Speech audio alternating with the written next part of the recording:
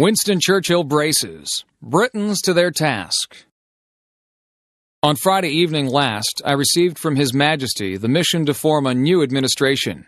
It was the evident will of Parliament and the nation that this should be conceived on the broadest possible basis, and that it should include all parties. I have already completed the most important part of this task. A war cabinet has been formed of 5 members, representing, with the Labour, Opposition, and Liberals, the unity of the nation. It was necessary that this should be done in one single day on account of the extreme urgency and rigor of events. Other key positions were filled yesterday.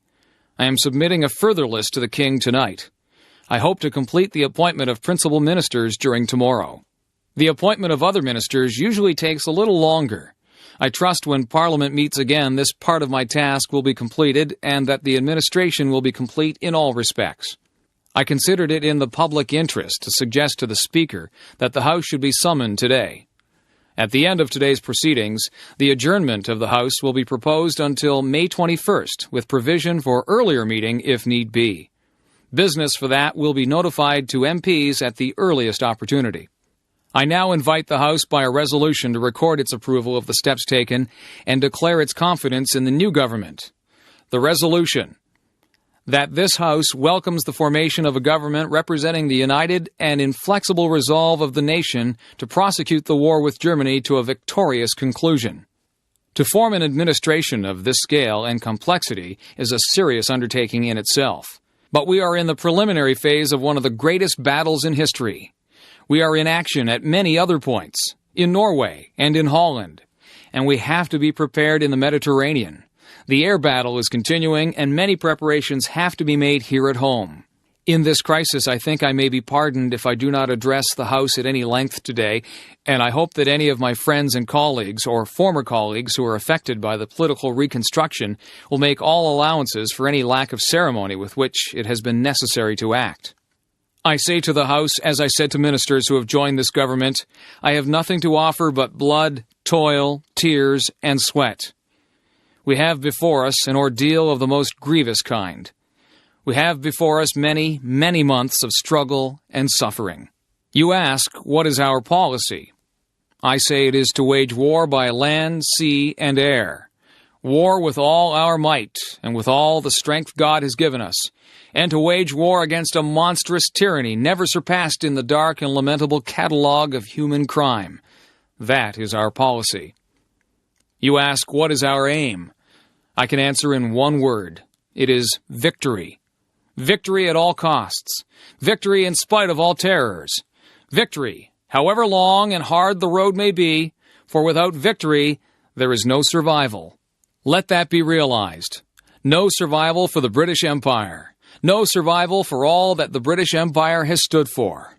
No survival for the urge, the impulse of the ages, that mankind shall move forward toward his goal. I take up my task in buoyancy and hope. I feel sure that our cause will not be suffered to fail among men. I feel entitled at this juncture, at this time, to claim the aid of all and to say, come then, let us go forward together with our united strength. Lou Gehrig, Farewell Speech. Fans, for the past 2 weeks you've been reading about a bad break I got. Yet today I consider myself the luckiest man on the face of the earth. I have been in ballparks for 17 years and have never received anything but kindness and encouragement from you fans. Look at these grand men. Which of you wouldn't consider it the highlight of his career just to associate with them for even one day? Sure, I'm lucky. Who wouldn't consider it an honor to have known Jacob Ruppert, also the builder of baseball's greatest empire, Ed Barrow, to have spent 6 years with that wonderful little fellow Miller Huggins, then to have spent the next 9 years with that outstanding leader, that smart student of psychology, the best manager in baseball today, Joe McCarthy. Sure, I'm lucky. When the New York Giants, a team you would give your right arm to beat, and vice versa, send you a gift, that's something. When everybody down to the groundskeepers and those boys in white coats remember you with trophies, that's something. When you have a wonderful mother-in-law who takes sides with you and squabbles against her own daughter, that's something. When you have a father and mother who work all their lives so that you can have an education and build your body, it's a blessing.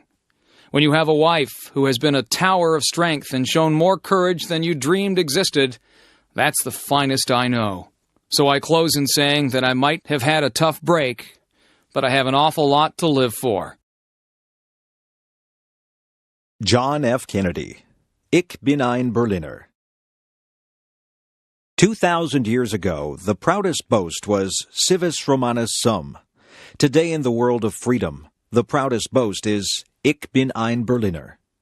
There are many people in the world who really don't understand, or say they don't, what is the great issue between the free world and the communist world. Let them come to Berlin. There are some who say that communism is the wave of the future. Let them come to Berlin. And there are some who say in Europe and elsewhere we can work with the communists. Let them come to Berlin. And there are even a few who say that it's true that communism is an evil system, but it permits us to make economic progress. Let them come to Berlin. Freedom has many difficulties, and democracy is not perfect. But we have never had to put up a wall to keep our people in, to prevent them from leaving us.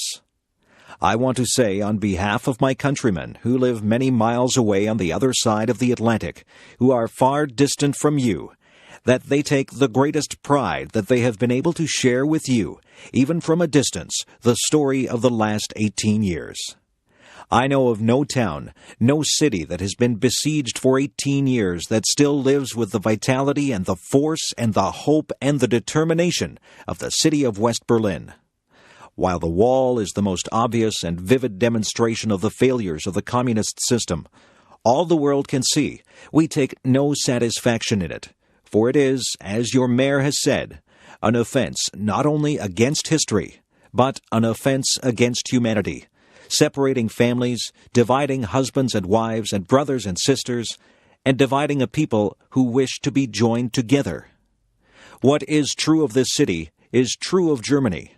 Real, lasting peace in Europe can never be assured as long as 1 German out of 4 is denied the elementary right of free men, and that is to make a free choice. In 18 years of peace and good faith, this generation of Germans has earned the right to be free, including the right to unite their families and their nation in lasting peace with goodwill to all people. You live in a defended island of freedom, but your life is part of the main. So let me ask you as I close to lift your eyes beyond the dangers of today to the hopes of tomorrow, beyond the freedom merely of this city of Berlin and all your country of Germany, to the advance of freedom everywhere. Beyond the wall to the day of peace with justice, beyond yourselves and ourselves to all mankind. Freedom is indivisible, and when one man is enslaved, who are free? When all are free, then we can look forward to that day when this city will be joined as one, and this country and this great continent of Europe, in a peaceful and hopeful globe. When that day finally comes, as it will, the people of West Berlin can take sober satisfaction in the fact that they were in the front lines for almost 2 decades. All free men, wherever they may live, are citizens of Berlin. And therefore, as a free man, I take pride in the words, Ich bin ein Berliner. Robert F. Kennedy, speech after assassination of Martin Luther King, Jr. I have bad news for you, for all of our fellow citizens and people who love peace all over the world, and that is that Martin Luther King was shot and killed tonight.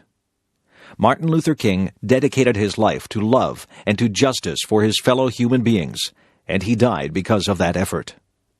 In this difficult day, in this difficult time for the United States, it is perhaps well to ask what kind of a nation we are and what direction we want to move in.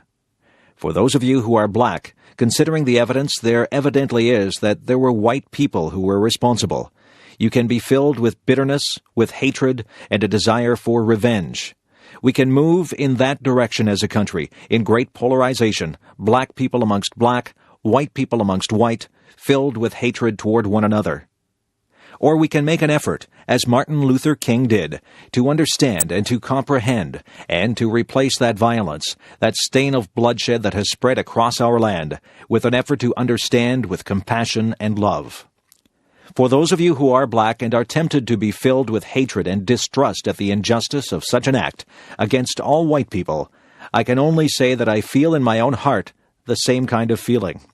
I had a member of my family killed, but he was killed by a white man. But we have to make an effort in the United States. We have to make an effort to understand, to go beyond these rather difficult times. My favorite poet was Aeschylus. He wrote, "In our sleep, pain which cannot forget falls drop by drop upon the heart until in our own despair, against our will, comes wisdom through the awful grace of God." What we need in the United States is not division. What we need in the United States is not hatred. What we need in the United States is not violence or lawlessness, but love and wisdom and compassion toward one another, and a feeling of justice towards those who still suffer within our country, whether they be white or they be black. So I shall ask you tonight to return home, to say a prayer for the family of Martin Luther King. That's true. But more importantly, to say a prayer for our own country, which all of us love, a prayer for understanding and that compassion of which I spoke. We can do well in this country. We will have difficult times. We've had difficult times in the past. We will have difficult times in the future. It is not the end of violence. It is not the end of lawlessness. It is not the end of disorder. But the vast majority of white people and the vast majority of black people in this country want to live together, want to improve the quality of our life, and want justice for all human beings who abide in our land. Let us dedicate ourselves to what the Greeks wrote so many years ago, to tame the savageness of man, and to make gentle the life of this world. Let us dedicate ourselves to that, and say a prayer for our country and for our people. Ronald Reagan. Speech at Normandy. We're here to mark that day in history when the Allied peoples joined in battle to reclaim this continent to liberty. For 4 long years, much of Europe had been under a terrible shadow. Free nations had fallen. Jews cried out in the camps. Millions cried out for liberation. Europe was enslaved, and the world prayed for its rescue. Here in Normandy, the rescue began. Here, the Allies stood and fought against tyranny in a giant undertaking unparalleled in human history. We stand on a lonely, windswept point on the northern shore of France. The air is soft. But 40 years ago, at this moment, the air was dense with smoke and the cries of men, and the air was filled with the crack of rifle fire and the roar of cannon. At dawn, on the morning of the 6th of June, 1944, 225 Rangers jumped off the British landing craft and ran to the bottom of these cliffs. Their mission was one of the most difficult and daring of the invasion: to climb these sheer and desolate cliffs and to take out the enemy guns. The Allies had been told that some of the mightiest of these guns were here, and they would be trained on the beaches to stop the Allied advance. The Rangers looked up and saw the enemy soldiers at the edge of the cliffs, shooting down at them with machine guns and throwing grenades. And the American Rangers began to climb. They shot rope ladders over the face of these cliffs and began to pull themselves up. When one Ranger fell, another would take his place. When one rope was cut, a Ranger would grab another and begin his climb again. They climbed, shot back, and held their footing. Soon, one by one, the Rangers pulled themselves over the top, and in seizing the firm land at the top of these cliffs, they began to seize back the continent of Europe. 225 came here. After 2 days of fighting, only 90 could still bear arms. Behind me is a memorial that symbolizes the Ranger daggers that were thrust into the top of these cliffs, and before me are the men who put them there. These are the boys of Pointe du Hoc. These are the men who took the cliffs. These are the champions who helped free a continent. These are the heroes who helped end a war. Gentlemen, I look at you, and I think of the words of Stephen Spender's poem. You are men who in your lives fought for life, and left the vivid air signed with your honor. 40 summers have passed since the battle that you fought here. You were young the day you took these cliffs. Some of you were hardly more than boys, with the deepest joys of life before you. Yet you risked everything here. Why? Why did you do it? What impelled you to put aside the instinct for self-preservation and risk your lives to take these cliffs? What inspired all the men of the armies that met here? We look at you, and somehow we know the answer. It was faith and belief. It was loyalty and love. The men of Normandy had faith that what they were doing was right, faith that they fought for all humanity, faith that a just God would grant them mercy on this beachhead or on the next. It was the deep knowledge, and pray God we have not lost it, that there is a profound moral difference between the use of force for liberation and the use of force for conquest. You were here to liberate, not to conquer. And so you and those others did not doubt your cause, and you were right not to doubt. You all knew that some things are worth dying for. One's country is worth dying for, and democracy is worth dying for, because it's the most deeply honorable form of government ever devised by man. All of you loved liberty. All of you were willing to fight tyranny, and you knew the people of your countries were behind you.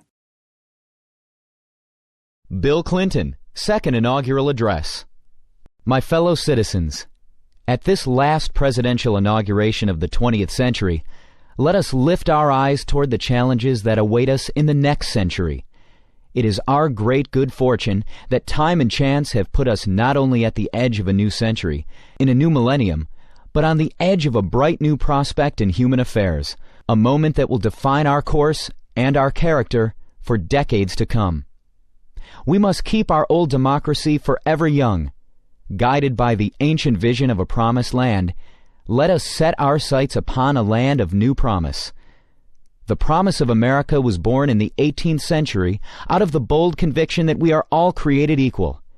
It was extended and preserved in the 19th century when our nation spread across the continent, saved the Union, and abolished the awful scourge of slavery. Then, in turmoil and triumph, the promise exploded into the world stage to make this the American century. And what a century it has been. America became the world's mightiest industrial power, saved the world from tyranny in 2 world wars and a long Cold War, and time and again reached out across the globe to millions who, like us, longed for the blessings of liberty. Along the way, Americans produced a great middle class and security in old age, built unrivaled centers of learning and opened public schools to all, split the atom and explored the heavens, invented the computer and the microchip, and deepened the wellspring of justice by making a revolution in civil rights for African Americans and all minorities, and extending the circle of citizenship, opportunity, and dignity to women. Now, for the 3rd time, a new century is upon us, and another time to choose. We began the 19th century with a choice, to spread our nation from coast to coast. We began the 20th century with a choice, to harness the Industrial Revolution to our values of free enterprise, conservation, and human decency. Those choices made all the difference. At the dawn of the 21st century, a free people must now choose to shape the forces of the information age and the global society, to unleash the limitless potential of all our people, and yes, to form a more perfect union. When last we gathered, our march to this new future seemed less certain than it does today. We vowed then to set a clear course to renew our nation. In these 4 years, we have been touched by tragedy, exhilarated by challenge, strengthened by achievement. America stands alone as the world's indispensable nation. Once again, our economy is the strongest on earth. Once again, we are building stronger families, thriving communities, better educational opportunities, a cleaner environment. Problems that once seemed destined to deepen now bend to our efforts. Our streets are safer, and record numbers of our fellow citizens have moved from welfare to work. And once again, we have resolved for our time a great debate over the role of government. Today we can declare, government is not the problem, and government is not the solution. We, the American people, we are the solution. Our founders understood that well and gave us a democracy strong enough to endure for centuries, flexible enough to face our common challenges and advance our common dreams in each new day. As times change, so government must change. We need a new government for a new century, humble enough not to try to solve our problems for us, but strong enough to give us the tools to solve our problems for ourselves. A government that is smaller, lives within its means, and does more with less. Yet where it can stand up for our values and interests in the world, and where it can give Americans the power to make a real difference in their everyday lives, government should do more, not less. The preeminent mission of our new government is to give all Americans an opportunity, not a guarantee, but a real opportunity to build better lives. Beyond that, my fellow citizens, the future is up to us. Our founders taught us that the preservation of our liberty and our union depends upon responsible citizenship. And we need a new sense of responsibility for a new century. There is work to do, work that government alone cannot do. Teaching children to read, hiring people off welfare rolls, coming out from behind locked doors and shuttered windows to help reclaim our streets from drugs and gangs and crime, taking time out of our own lives to serve others. Each and every one of us, in our own way, must assume personal responsibility, not only for ourselves and our families, but for our neighbors and our nation. Our greatest responsibility is to embrace a new spirit of community for a new century. For any one of us to succeed, we must succeed as one America. The challenge of our past remains the challenge of our future. Will we become one nation, one people, with one common destiny or not? Will we all come together or come apart?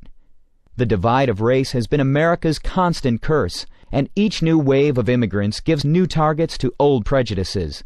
Prejudice and contempt, cloaked in the pretense of religious or political conviction, are no different.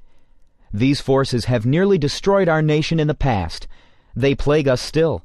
They fuel the fanaticism of terror, and they torment the lives of millions in fractured nations all around the world.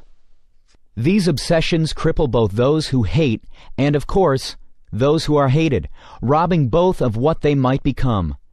We cannot, we will not succumb to the dark impulses that lurk in the far regions of the soul everywhere. We shall overcome them, and we shall replace them with the generous spirit of a people who feel at home with one another. Our rich texture of racial, religious, and political diversity will be a godsend in the 21st century. Great rewards will come to those who can live together, learn together, work together, forge new ties that bind together. As this new era approaches, we can already see its broad outlines. 10 years ago, the Internet was the mystical province of physicists. Today, it is a commonplace encyclopedia for millions of school children. Scientists now are decoding the blueprint of human life. Cures for our most feared illnesses seem close at hand. The world is no longer divided into two hostile camps. Instead, now we are building bonds with nations that once were our adversaries. Growing connections of commerce and culture give us a chance to lift the fortunes and spirits of people the world over. And for the very first time in all of history, more people on this planet live under democracy than dictatorship. My fellow Americans, as we look back at this remarkable century, we may ask, can we hope not just to follow, but even to surpass the achievements of the 20th century in America and to avoid the awful bloodshed that stained its legacy? To that question, every American here and every American in our land today must answer a resounding yes. This is the heart of our task. With a new vision of government, a new sense of responsibility, a new spirit of community, we will sustain America's journey. The promise we sought in a new land, we will find again in a land of new promise. In this new land, education will be every citizen's most prized possession.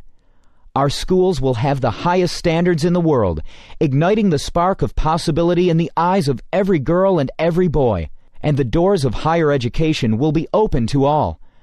The knowledge and power of the information age will be within reach not just of the few, but of every classroom, every library, every child.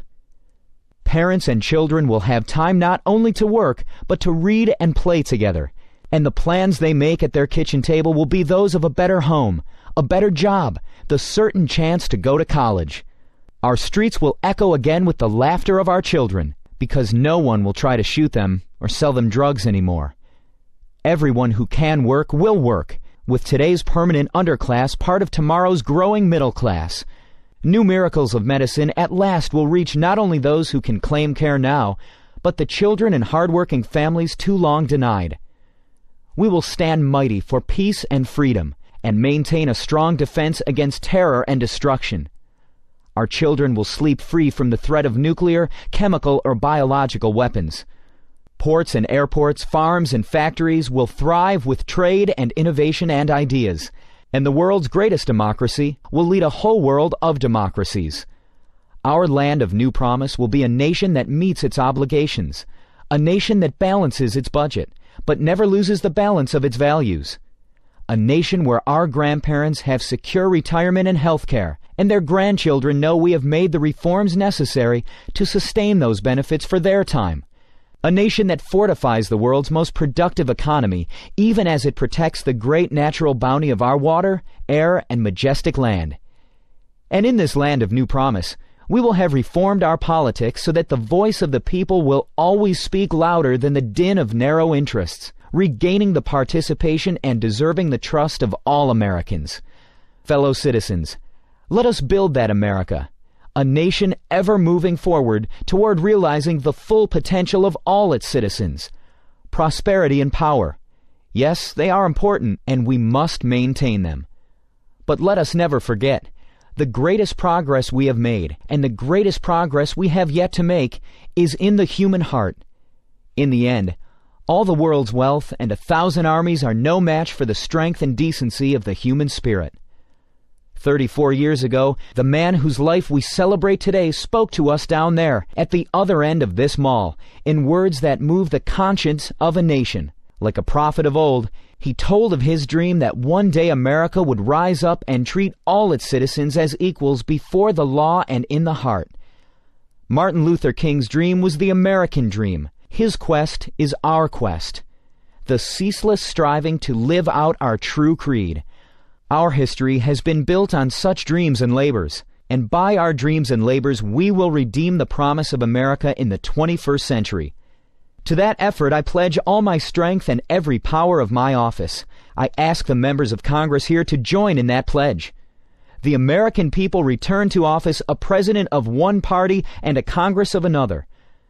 Surely they did not do this to advance the politics of petty bickering and extreme partisanship they plainly deplore. No, they call on us instead to be repairers of the breach and to move on with America's mission. America demands and deserves big things from us, and nothing big ever came from being small. Let us remember the timeless wisdom of Cardinal Bernardin when facing the end of his own life. He said, "It is wrong to waste the precious gift of time on acrimony and division." Fellow citizens, we must not waste the precious gift of this time, for all of us are on that same journey of our lives, and our journey, too, will come to an end. But the journey of our America must go on. And so, my fellow Americans, we must be strong, for there is much to do. The demands of our time are great, and they are different. Let us meet them with faith and courage, with patience and a grateful and happy heart. Let us shape the hope of this day into the noblest chapter in our history. Yes, let us build our bridge, a bridge wide enough and strong enough for every American to cross over to a blessed land of new promise. May those generations whose faces we cannot yet see, whose names we may never know, say of us here that we led our beloved land into a new century with the American dream alive for all her children, with the American promise of a more perfect union, a reality for all her people, with America's bright flame of freedom spreading throughout all the world. From the height of this place and the summit of this century, let us go forth. May God strengthen our hands for the good work ahead, and always, always bless our America. George W. Bush Inaugural Address. President Clinton, distinguished guests, and my fellow citizens, the peaceful transfer of authority is rare in history, yet common in our country. With a simple oath, we affirm old traditions and make new beginnings.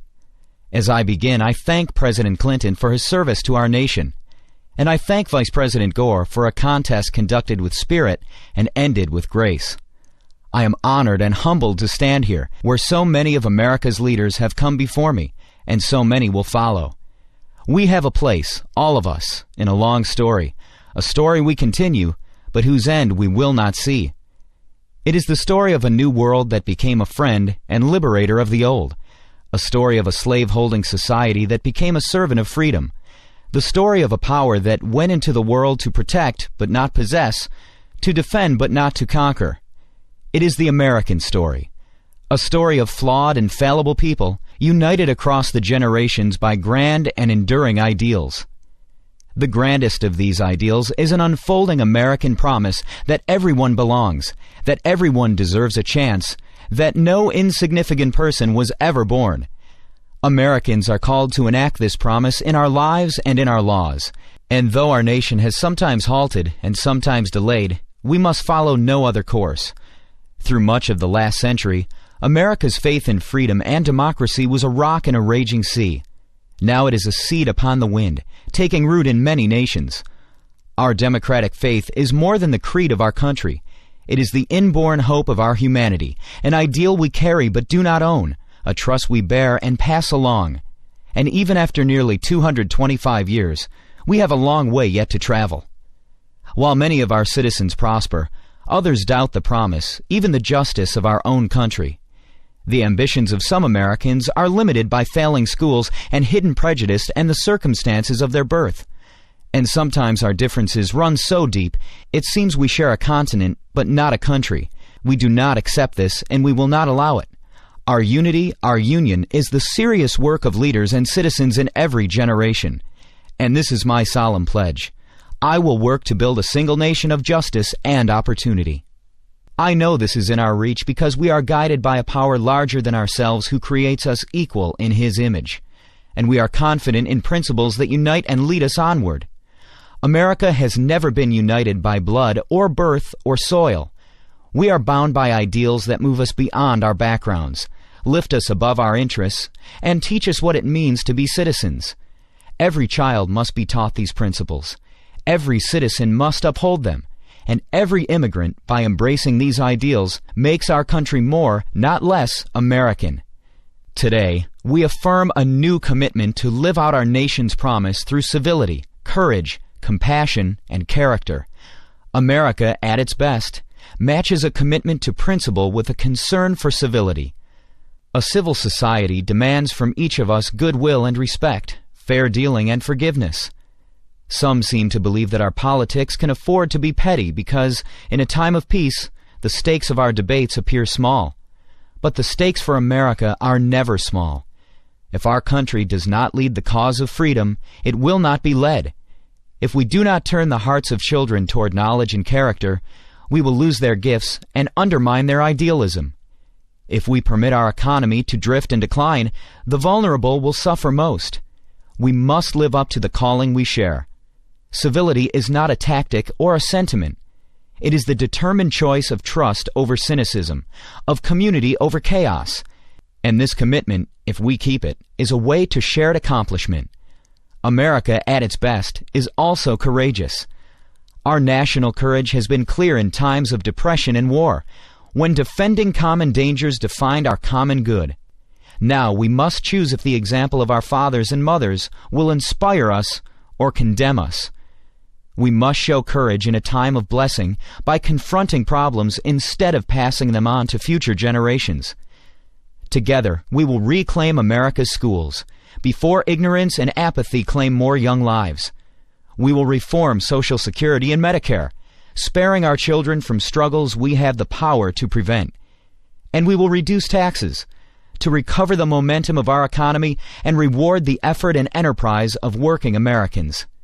We will build our defenses beyond challenge, lest weakness invite challenge. We will confront weapons of mass destruction so that a new century is spared new horrors. The enemies of liberty in our country should make no mistake. America remains engaged in the world by history and by choice, shaping a balance of power that favors freedom. We will defend our allies and our interests. We will show purpose without arrogance. We will meet aggression and bad faith with resolve and strength. And to all nations, we will speak for the values that gave our nation birth. America, at its best, is compassionate. In the quiet of American conscience, we know that deep, persistent poverty is unworthy of our nation's promise. And whatever our views of its cause, we can agree that children at risk are not at fault. Abandonment and abuse are not acts of God. They are failures of love. And the proliferation of prisons, however necessary, is no substitute for hope and order in our souls. Where there is suffering, there is duty. Americans in need are not strangers. They are citizens, not problems, but priorities. And all of us are diminished when any are hopeless. Government has great responsibilities for public safety and public health, for civil rights and common schools. Yet compassion is the work of a nation, not just a government. And some needs and hurts are so deep, they will only respond to a mentor's touch or a pastor's prayer. Church and charity, synagogue and mosque lend our communities their humanity, and they will have an honored place in our plans and in our laws. Many in our country do not know the pain of poverty, but we can listen to those who do. And I can pledge our nation to a goal. When we see that wounded traveler on the road to Jericho, we will not pass to the other side. America, at its best, is a place where personal responsibility is valued and expected. Encouraging responsibility is not a search for scapegoats. It is a call to conscience. And though it requires sacrifice, it brings a deeper fulfillment. We find the fullness of life not only in options but in commitments, and we find that children and community are the commitments that set us free. Our public interest depends on private character, on civic duty and family bonds and basic fairness, on uncounted, unhonored acts of decency which give direction to our freedom. Sometimes in life we are called to do great things, but as a saint of our times has said, every day we are called to do small things with great love. The most important tasks of a democracy are done by everyone. I will live and lead by these principles, to advance my convictions with civility, to pursue the public interest with courage, to speak for greater justice and compassion, to call for responsibility, and try to live it as well. In all these ways, I will bring the values of our history to the care of our times. What you do is as important as anything government does. I ask you to seek a common good beyond your comfort, to defend needed reforms against easy attacks, to serve your nation beginning with your neighbor. I ask you to be citizens. Citizens, not spectators. Citizens, not subjects. Responsible citizens, building communities of service and a nation of character. Americans are generous and strong and decent, not because we believe in ourselves, but because we hold beliefs beyond ourselves. When this spirit of citizenship is missing, no government program can replace it. When this spirit is present, no wrong can stand against it. After the Declaration of Independence was signed, Virginia statesman John Page wrote to Thomas Jefferson, "We know the race is not to the swift nor the battle to the strong. Do you not think an angel rides in the whirlwind and directs this storm?" Much time has passed since Jefferson arrived for his inauguration. The years and changes accumulate. But the themes of this day he would know, our nation's grand story of courage and its simple dream of dignity. We are not this story's author, who fills time and eternity with his purpose. Yet his purpose is achieved in our duty, and our duty is fulfilled in service to one another. Never tiring, never yielding, never finishing. We renew that purpose today, to make our country more just and generous, to affirm the dignity of our lives and every life. This work continues. This story goes on, and an angel still rides in the whirlwind and directs this storm. God bless you all, and God bless America. Takakodoi. The underpinnings of our lives is hope. If we have the smallest margin of hope, we can continue to exist. I believe what is sought from politics is to expand that hope even by the smallest margin. When we think of it, however, it seems politics has cast a shadow over people's hopes. I cannot ask help, but ask myself if there has ever been so much urgency embodied in the words, future of hope. However, even knowing the absolute destructive capacity of nuclear weapons, and having experienced its atrocity, mankind still has not been able to walk the road to the destruction of nuclear arms. To the contrary, some countries see the retention of nuclear arms as the symbol of a national power. In the 21st century, we are going to gain richness with science and technology. Or will humanity be subjugated to science and technology? We will be faced with the choice of one or the other. I believe the advances of telecommunication technology will present us with similar choices in the future.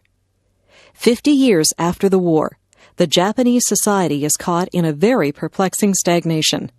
When I look back on the last 50 years of Japanese history, I am beset by the deepest soul-searching and painful frustration when I find that we Japanese have not been able to overcome our mistakes on our own volition. We still have not been able to reach a reconciliation with many of our Asian friends. Politicians should speak of the future, of ethics, and life. A discussion of hope should be based on fundamental principles. In particular, politicians must speak with children and young people and women if we are to retain hope for the future. Politicians must be accountable for their decisions, and they must also question the criteria in which their responsibility would be assessed. That is, why our enlightened forebears and predecessors who have translated ideals into reality continue to be respected and be a source of encouragement. Immanuel Kant wrote, "Truly lasting peace is not an empty ideal, but a challenge given to us. This challenge will be solved gradually, and we will eventually reach our goal.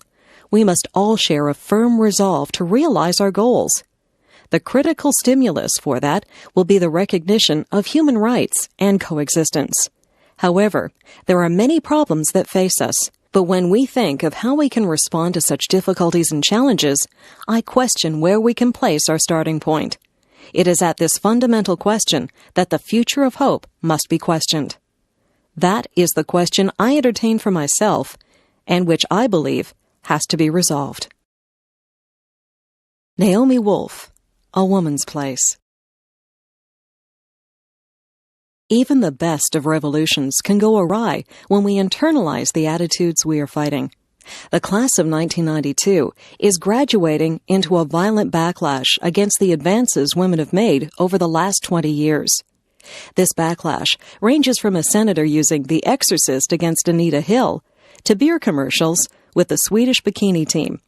Today, I want to give you a backlash survival kit, a 4-step manual to keep the dragons from taking up residence inside your own heads. My own commencement at Yale 8 years ago was the graduation from hell. The speaker was Dick Cavett, rumored to have been our president's brother in an all-male secret society. Mr. Cavett took the microphone and paled at the sight of hundreds of female about-to-be Yale graduates.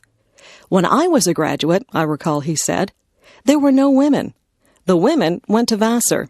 At Vassar, they had nude photographs taken of the women in gym class to check their posture. One year, the photos were stolen and turned up for sale in New Haven's red light district. His punchline? The photos found no buyers." I'll never forget that moment. There we were, silent in our black gowns, our tassels, our brand new shoes. We dared not break the silence with hisses or boos, out of respect for our families, who'd come so far. And they kept still out of concern for us. Consciously or not, Mr. Cavett was using the beauty myth aspect of the backlash. When women come too close to masculine power, someone will draw critical attention to their bodies. We might be E-less, but we still wouldn't make pornography worth buying.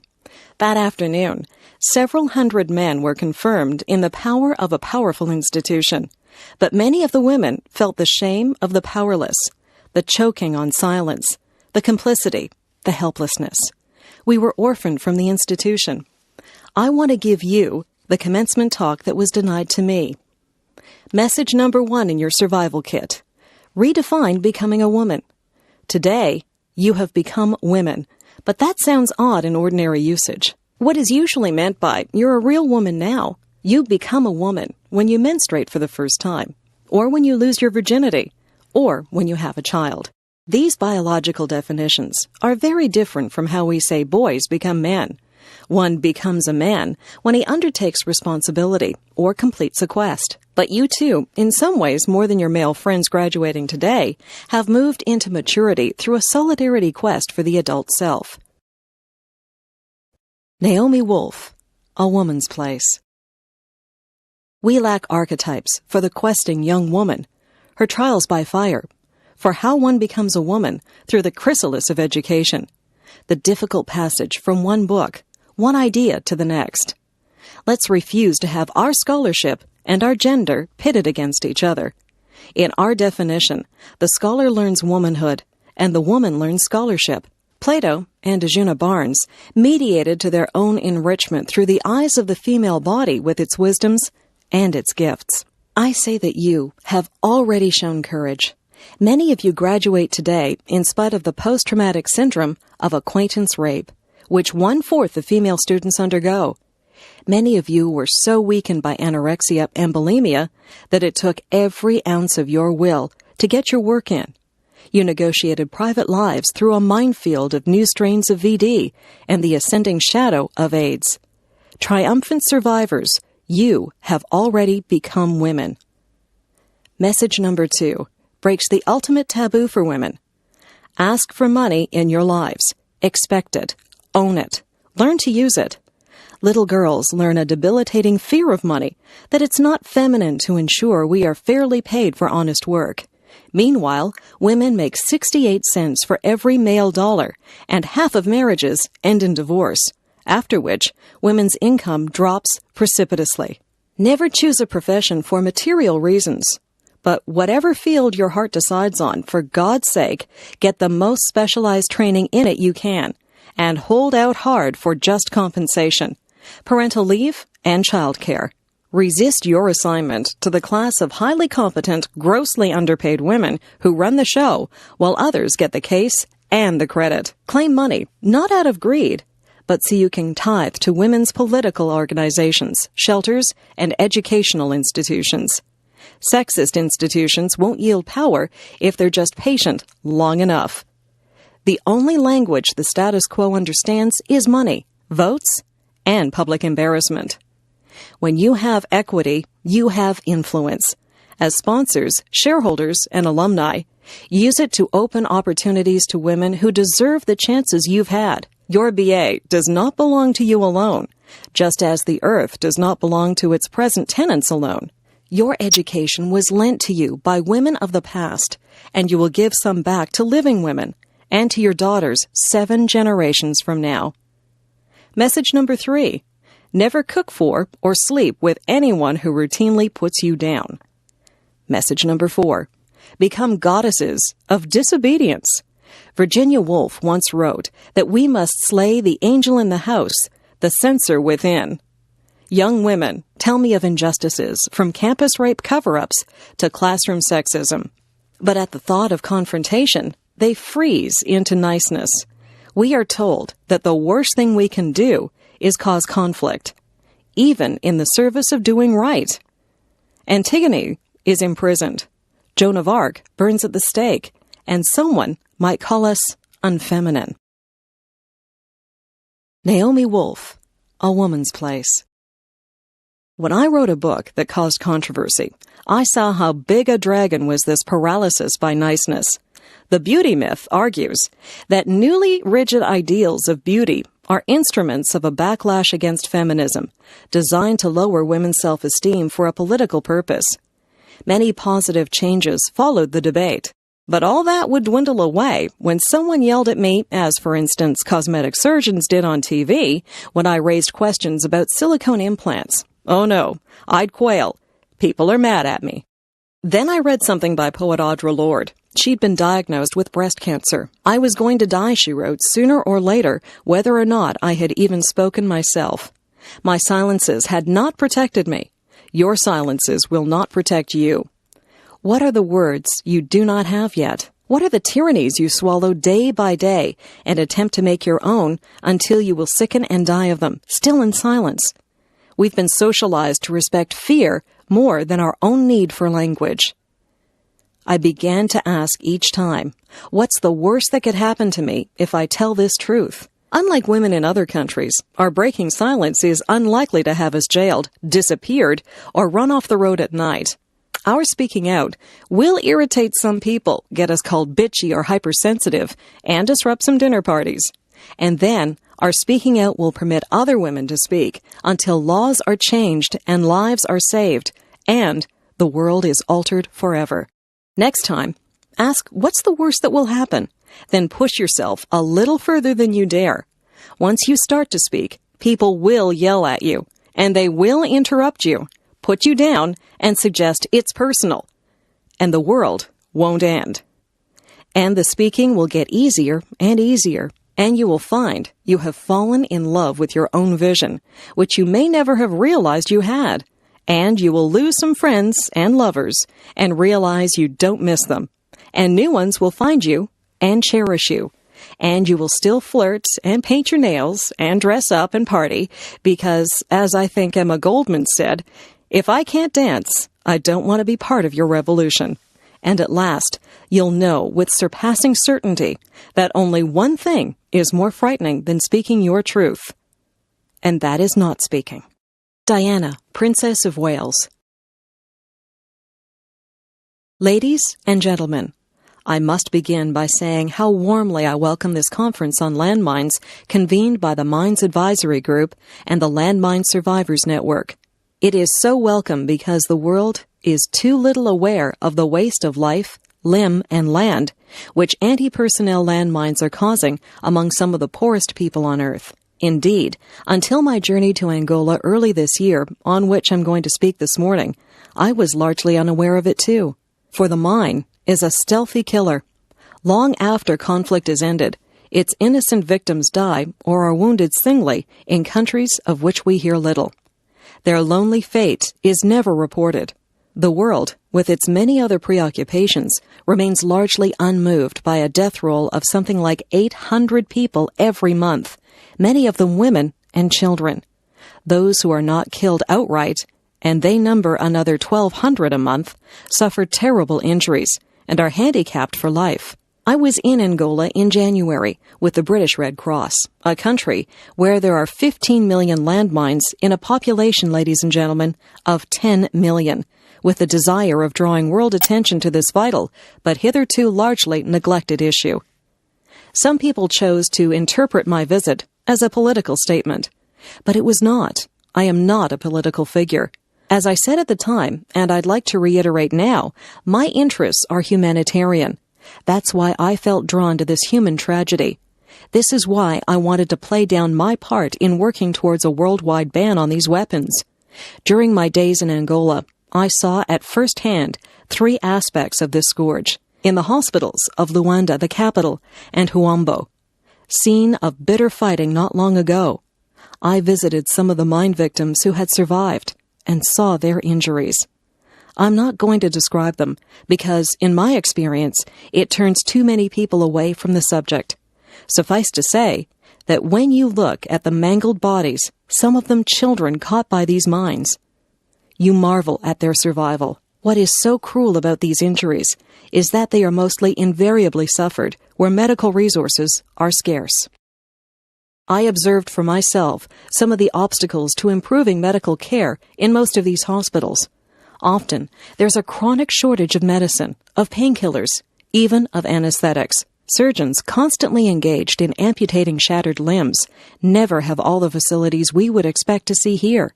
So the human pain that is to be borne is often beyond imagining. This emergency medical care, moreover, is only the first step back to a sort of life. For those whose living is the land, loss of an arm or leg is an overwhelming handicap which lasts for life. I saw the fine work being done by the Red Cross and other agencies to replace lost limbs. But making prosthesis is a costly as well as complicated business. For example, a young child will need several different fittings as it grows older. Sometimes the severity of the injury makes the fitting of an artificial limb impossible. There are never enough resources to replace all the limbs that are lost. Diana, Princess of Wales. As the Red Cross have expressed it, each victim who survives will incur lifetime expenses for surgery and prosthetic care totaling between $2,000 and $3,000. That is an intolerable load for a handicapped person in a poor country. That is something to which the world should urgently turn its conscience. In Angola, 1 in every 334 members of the population is an amputee. Angola has the highest rate of amputees in the world. How can countries which manufacture and trade in these weapons square their conscience with such human devastation? My third main experience was to see what has been done slowly and perilously to get these mines out of the earth. In the Kuitu and Huambo region, I spent a morning with a small team from Hallow Trust, which is training Angolans to work on the pervasive minefields and supervising their work.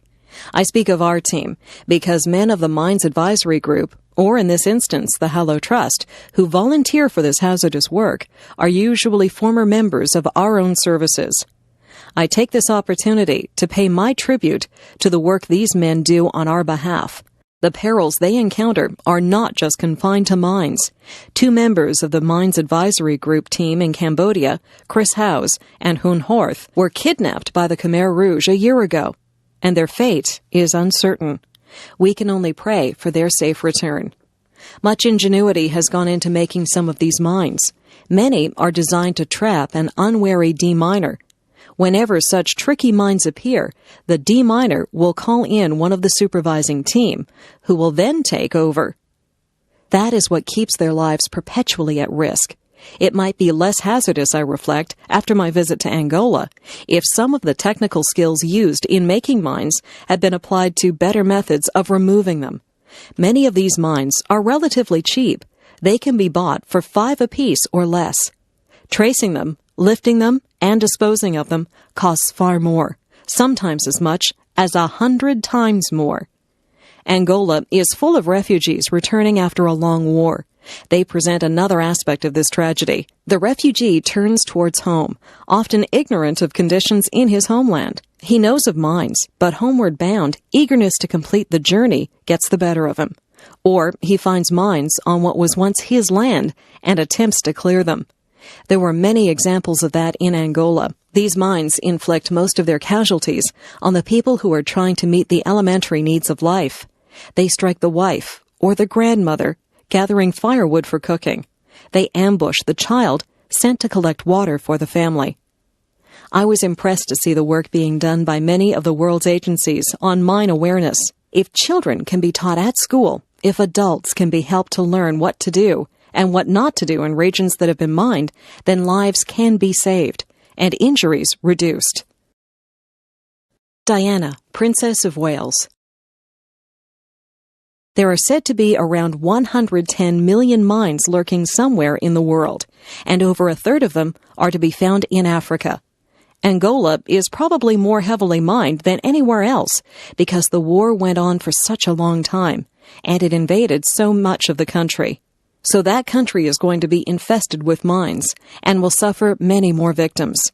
And this brings me to one of the main conclusions I reached after this experience. Even if the world decided tomorrow to ban these weapons, this terrible legacy of mines already in the earth would continue to plague the poor nations of the globe. The evil that men do lives after them. And so, it seems to me, there rests a certain obligation upon the rest of us. One of my objectives in visiting Angola was to forward the cause of those, like the Red Cross, striving in the name of humanity to secure an international ban on these weapons. Since then, we are glad to see some real progress has been made. There are signs of a change of heart, at least in some parts of the world. For that, we should be cautiously grateful. If an international ban on landmines can be secured, it means, looking far ahead, that the world may be a safer place for this generation's grandchildren. But for this generation, in much of the developing world, there will be no relief, no relaxation. The toll of deaths and injuries caused by mines already there will continue. This tracing and lifting of mines, as I saw in Angola, is a desperately slow business. So in my mind, a central question remains. Should we not do more to quicken the deminers' work, to help the injured back to some sort of life, to further our own contribution to aid and development? The country is enriched by the work done by its overseas agencies and non-governmental organizations who work to help people in Africa and Asia to improve the quality of their lives. Yet mines cast a constant shadow over so much of this work. Resettlement of refugees is made more hazardous. Good land is put out of bounds. Recovery from war is delayed. Aid workers themselves are put at risk. I would like to see more done for those living in this no man's land, which lies between the wrongs of yesterday and the urgent needs of today. I think we owe it. I also think it would be of benefit to us as well as to them. The more expeditiously we can end this plague on earth caused by the landmine, the more readily we can set about the constructive tasks to which so many give their hand in the cause of humanity. Margaret Thatcher. Europe is not the creation of the Treaty of Rome, nor is the European idea the property of any group or institution. We British are as much heirs to the legacy of European culture as any other nation.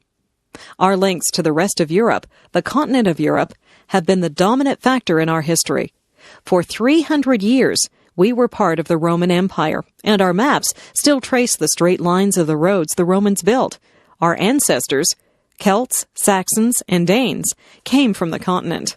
Our nation was, in that favorite community word, restructured under Norman and Angevin rule in the 11th and 12th centuries.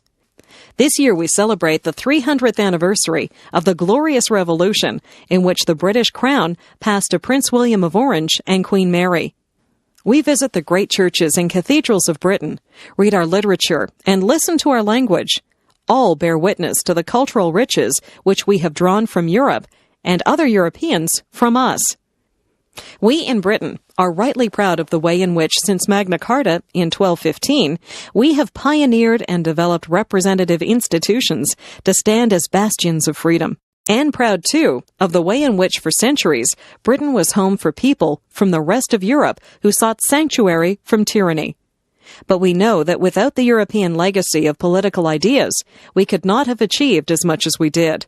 From classical and medieval thought, we have borrowed that concept of the rule of law which marks out a civilized society from barbarism. And on that idea of Christendom, for long synonymous with Europe, with its recognition of the unique and spiritual nature of the individual, we still base our belief in personal liberty and other human rights. Too often, the history of Europe is described as a series of interminable wars and quarrels. Yet from our perspective today, surely what strikes us most is our common experience. For instance, the story of how Europeans explored and colonized, and yes, without apology, civilized much of the world, is an extraordinary tale of talent, skill, and courage. We British have, in a special way, contributed to Europe. Over the centuries, we have fought to prevent Europe from falling under the dominance of a single power. We have fought and we have died for her freedom. Only miles from here, in Belgium, lie the bodies of 120,000 British soldiers who died in the First World War.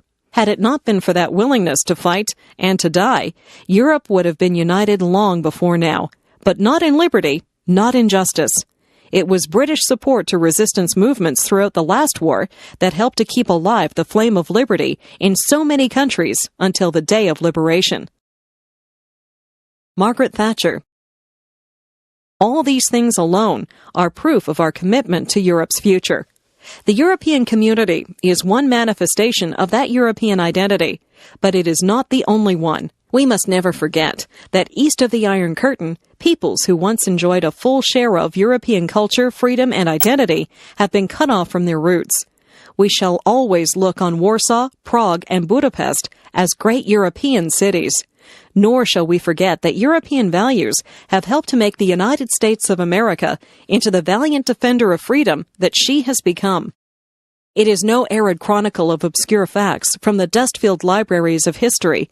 It is the record of nearly 2,000 years of British involvement in Europe, cooperation with Europe, and contribution to Europe, a contribution which today is as valid and as strong as ever. Yes, we have looked also to wider horizons, as have others, and thank goodness for that, because Europe would never have prospered and never will prosper as a narrow-minded, inward-looking club.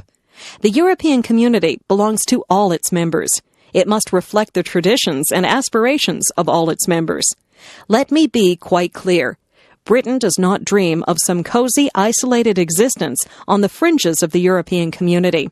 Our destiny is in Europe, as part of the community. That is not to say that our future lies only in Europe, nor does that of France or Spain or indeed any other member. The community is not an end in itself, nor is it an institutional device to be constantly modified according to the dictates of some abstract intellectual concept, nor must it be ossified by endless regulation.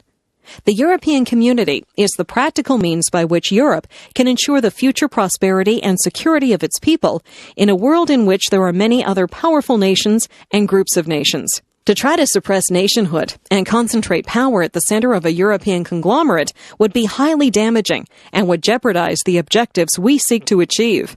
Europe will be stronger precisely because it has France as France, Spain as Spain, Britain as Britain, each with its own customs, traditions, and identity. It would be folly to try to fit them into some sort of identikit European personality. Margaret Thatcher. Some of the founding fathers of the community thought that the United States of America might be its model, but the whole history of America is quite different from Europe. People went there to get away from the intolerance and constraints of life in Europe. They sought liberty and opportunity, and their strong sense of purpose has, over 2 centuries, helped create a new unity and pride in being American, just as our pride lies in being British, or Belgian, or Dutch, or German. I am the first to say that on many great issues, the countries of Europe should try to speak with a single voice. I want to see us work more closely on the things we can do better together than alone. Europe is stronger when we do so, whether it be in trade, in defense, in our relations with the rest of the world.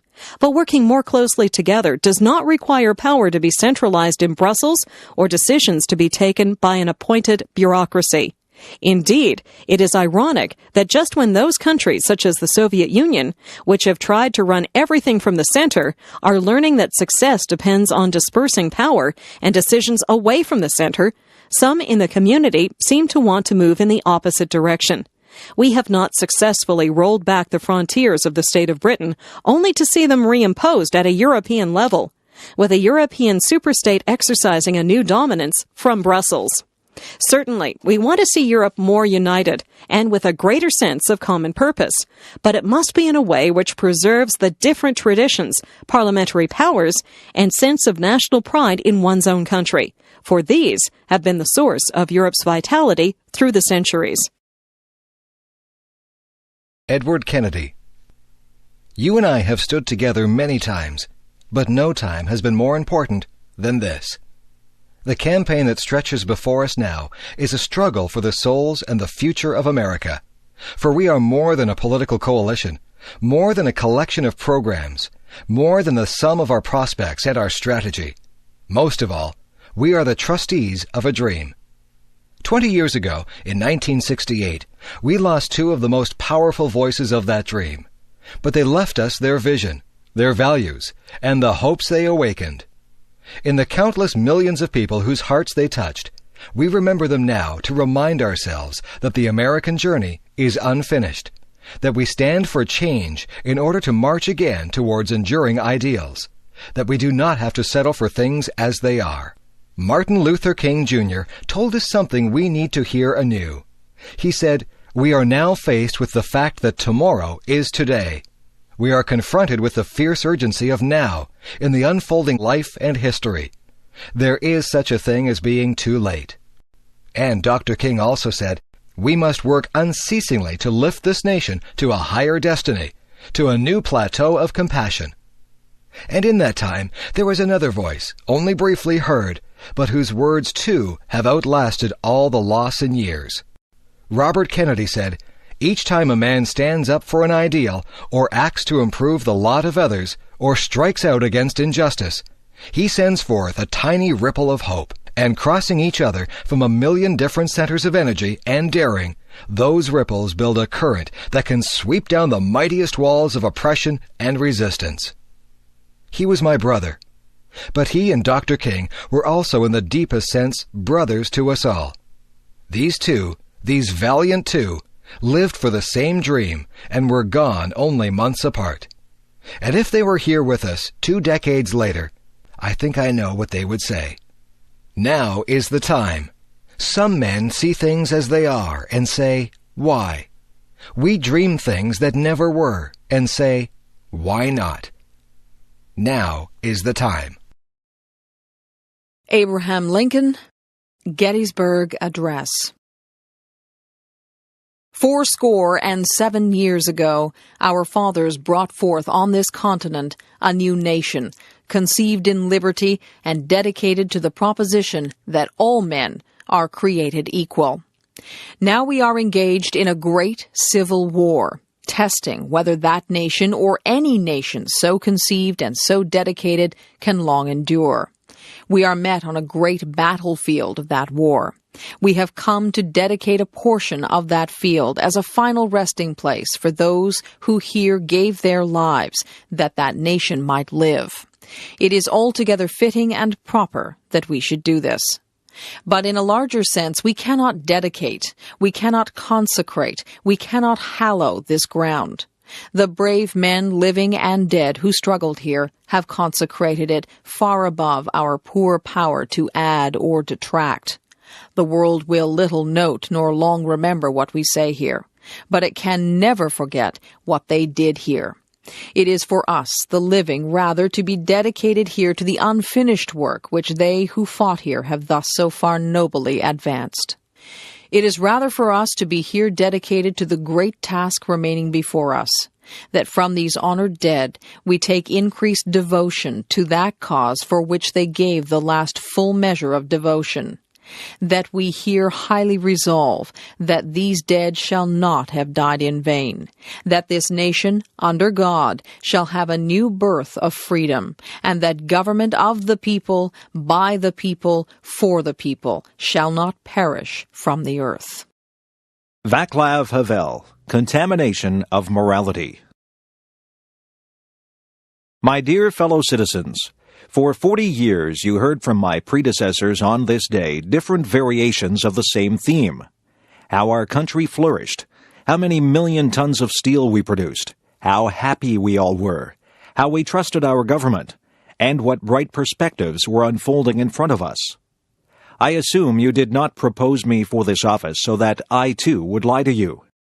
Our country is not flourishing. The enormous creative and spiritual potential of our nation is not being used sensibly. Entire branches of industry are producing goods which are of no interest to anyone, while we are lacking the things we need.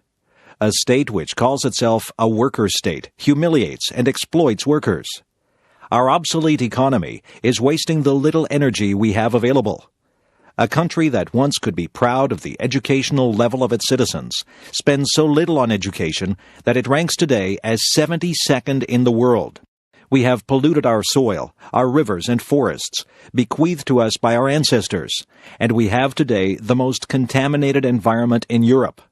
Adult people in our country die earlier than in most other European countries. But all this is still not the main problem. The worst thing is that we live in a contaminated moral environment. We fell morally ill because we became used to saying something different from what we thought.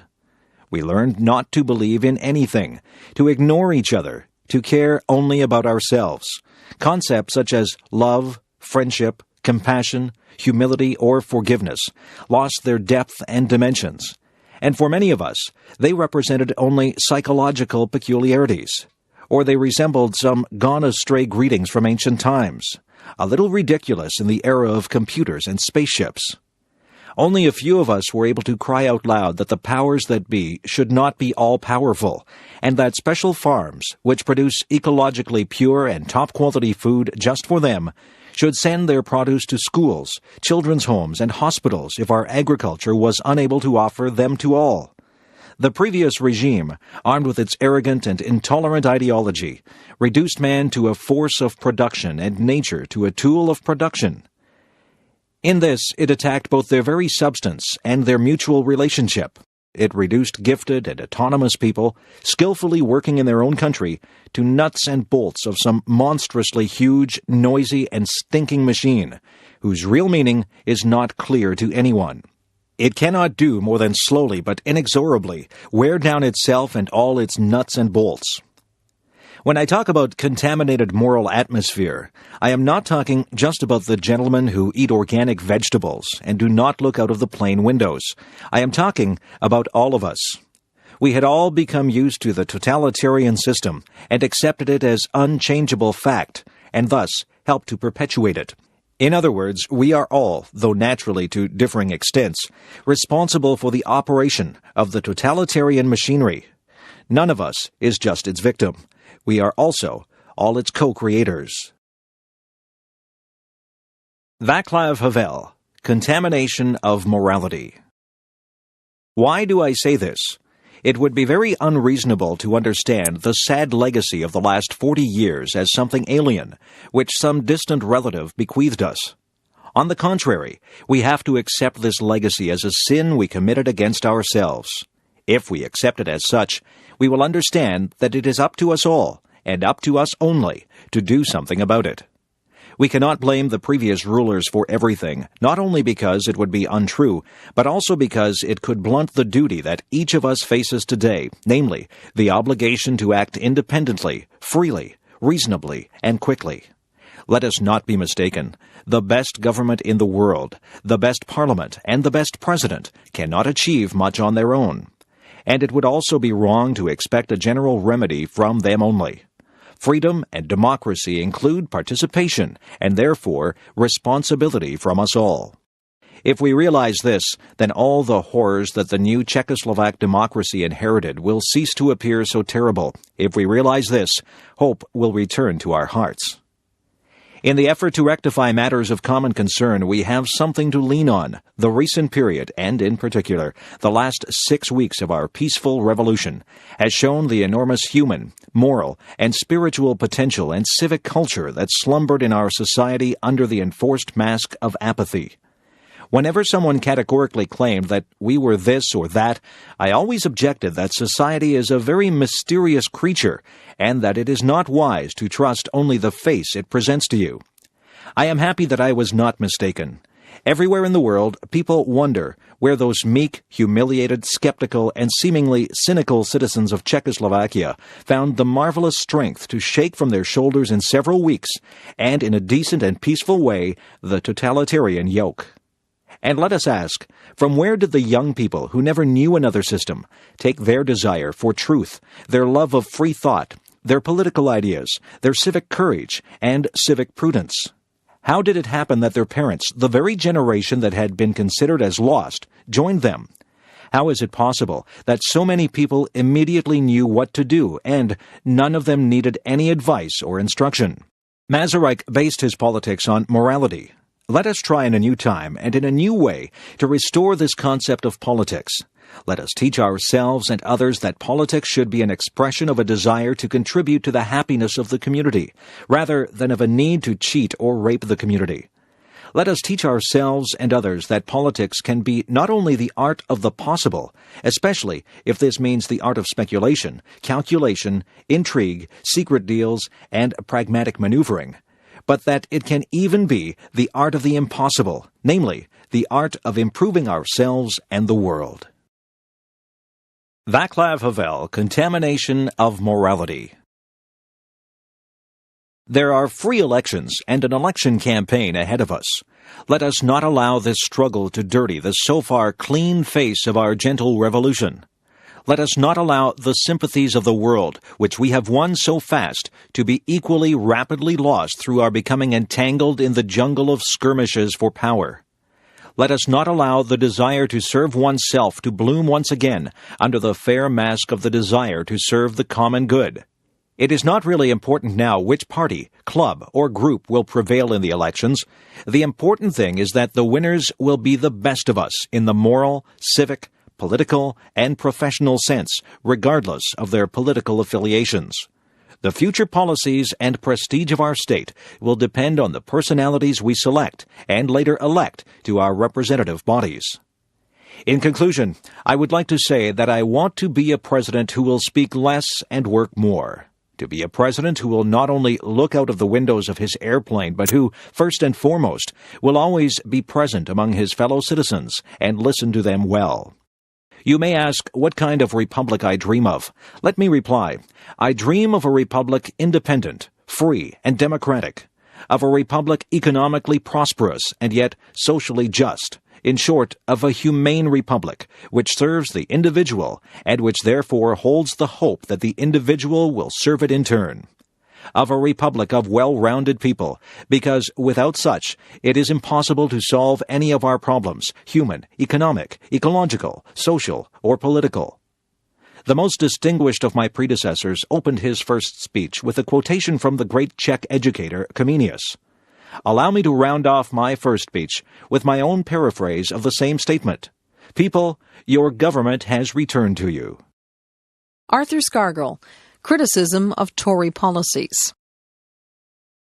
Today, our nation, after 8 years under the Tories, is on the brink of utter chaos, facing both social and economic collapse. Our basic industries have been butchered. Our manufacturing base has been eroded, with hundreds of businesses, large and small, gone to the wall, while the nation has become increasingly dependent on imported goods. The human consequences of this industrial and economic devastation are terrible. Over 8 million people struggle for survival on or below the poverty line, and 4.5 million people are unemployed. Thousands of families are homeless. The number of homeless families in Britain has doubled since 1978, while the enforced repossession of homes is at an all-time record because so many can no longer manage to maintain mortgage payments. Even more people, meanwhile, try to cope as best they can in derelict, often dangerous dwellings. 1.25 million homes are unfit to live in, while house building investment throughout Britain has been slashed by 60% since 1979. Sickness and ill health of all kinds are rampant, and they are made even more terrible by the crisis in the National Health Service and throughout the welfare system. The Tories have been utterly ruthless in their butchery of health and welfare provisions. The NHS, once the pride of our nation, has been reduced to a critical condition through hospital closures, medical staff cutbacks, the lack and withdrawal of resources and vital equipment, and the privatization of key services. Approximately 700,000 people await today for hospital treatment, and an increasing number will not receive that treatment before it is too late. Thousands of people who are suffering from serious, often fatal diseases are being turned away through lack of hospital beds and staff. Our social services are faced with ever-increasing family and community problems as Tory attacks take their toll, with children and old people among those most vulnerable.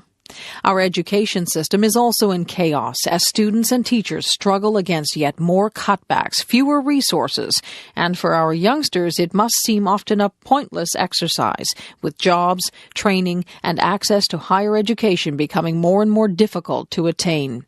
Their teachers, meanwhile, like many other trade unionists, have had their negotiating rights removed by the government, and their commitment to teaching the nation's children treated with contempt.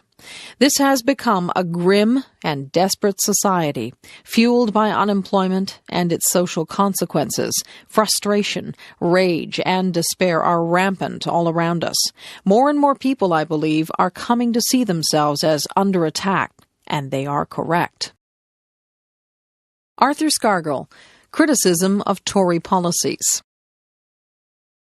We are indeed facing a deliberate political attack by Britain's ruling class.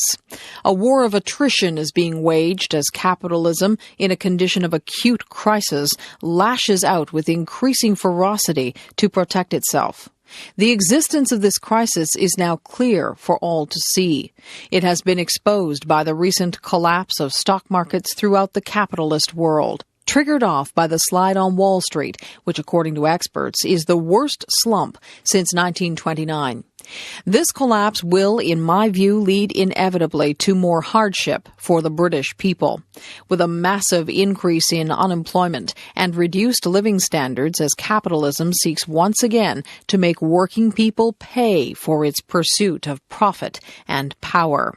The Tories have based their savage policies on an ideology called monetarism.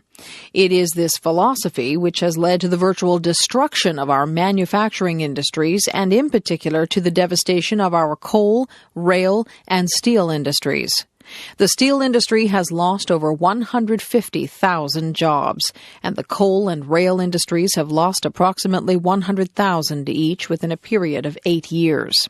Parts of our nation, such as South Wales, have been reduced to a lunar landscape as the Tories have systematically butchered our manufacturing and industrial infrastructure.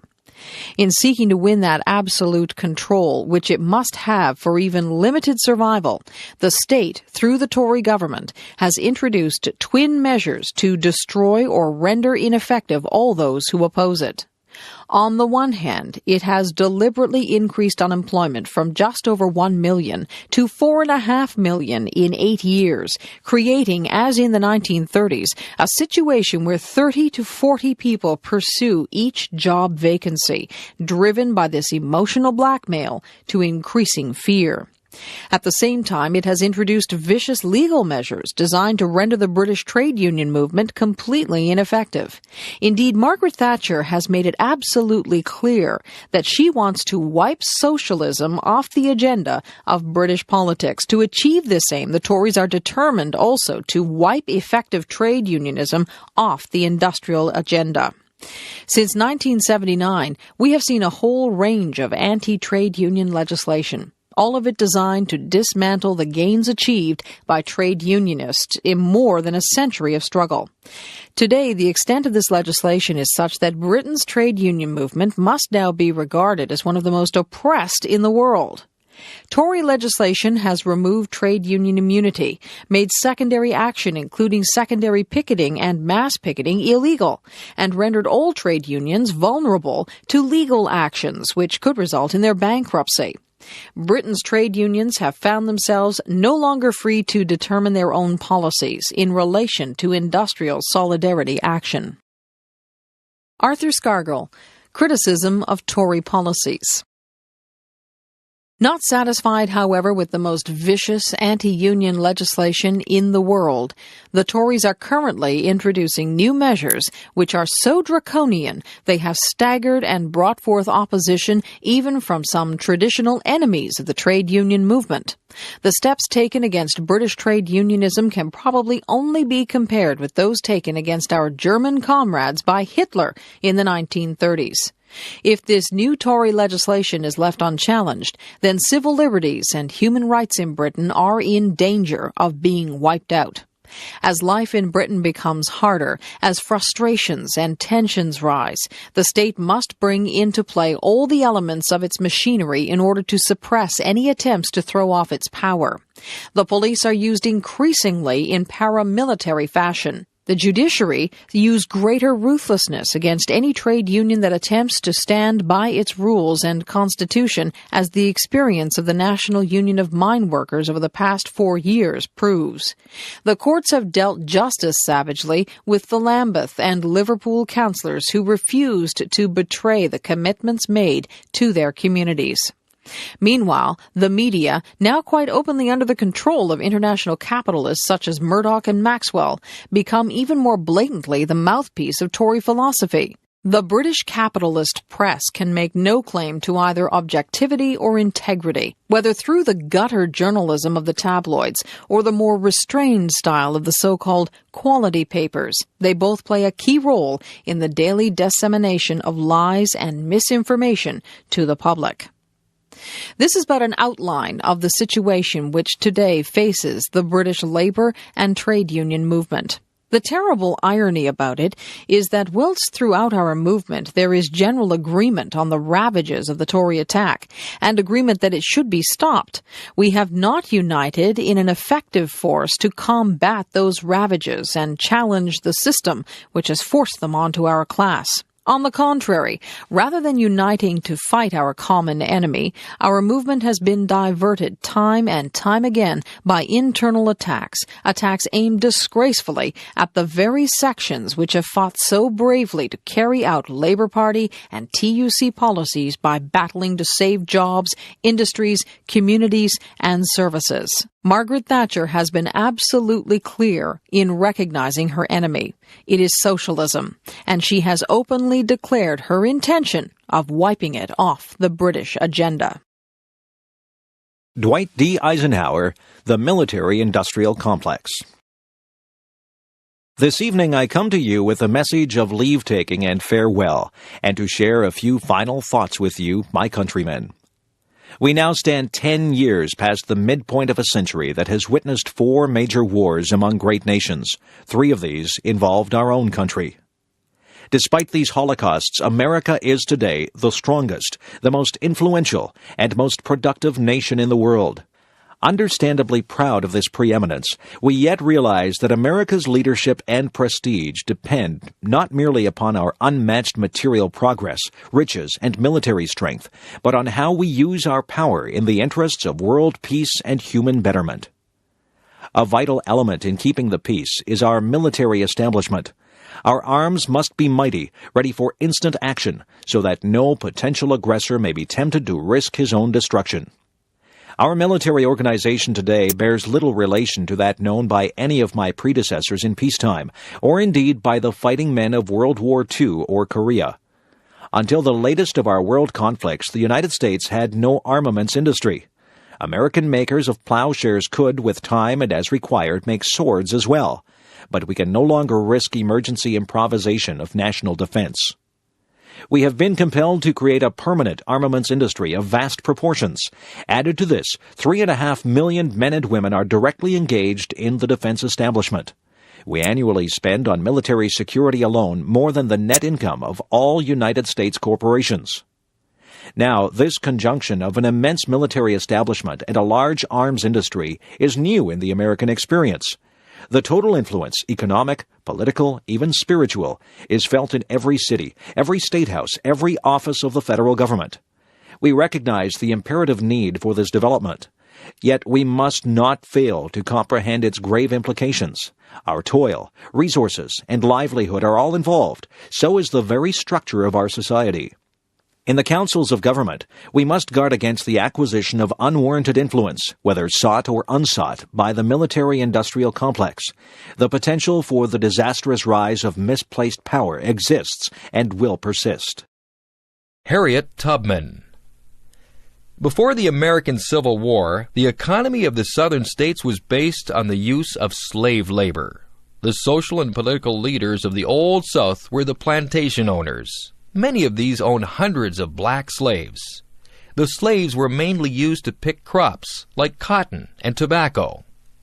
Harriet Tubman was born in 1820 in the state of Maryland. As a girl of 7, she was sent into the fields to work with the adult slaves. The slaves worked from sunrise to sunset, picking the crops. Often they sang songs while they worked. Slaves were not taught to read or write. It was feared that reading and writing would help slaves to escape the plantations. Harriet Tubman was illiterate. Later in life, when she was in danger of being captured, she picked up a book and pretended to read it. This fooled the bounty hunters. When she was 15, Harriet helped another slave to escape. The overseer was so angry with her that he hit her over the head with an iron weight. Harriet was knocked unconscious for many days. All the rest of her life she suffered from headaches and sudden sleeping spells.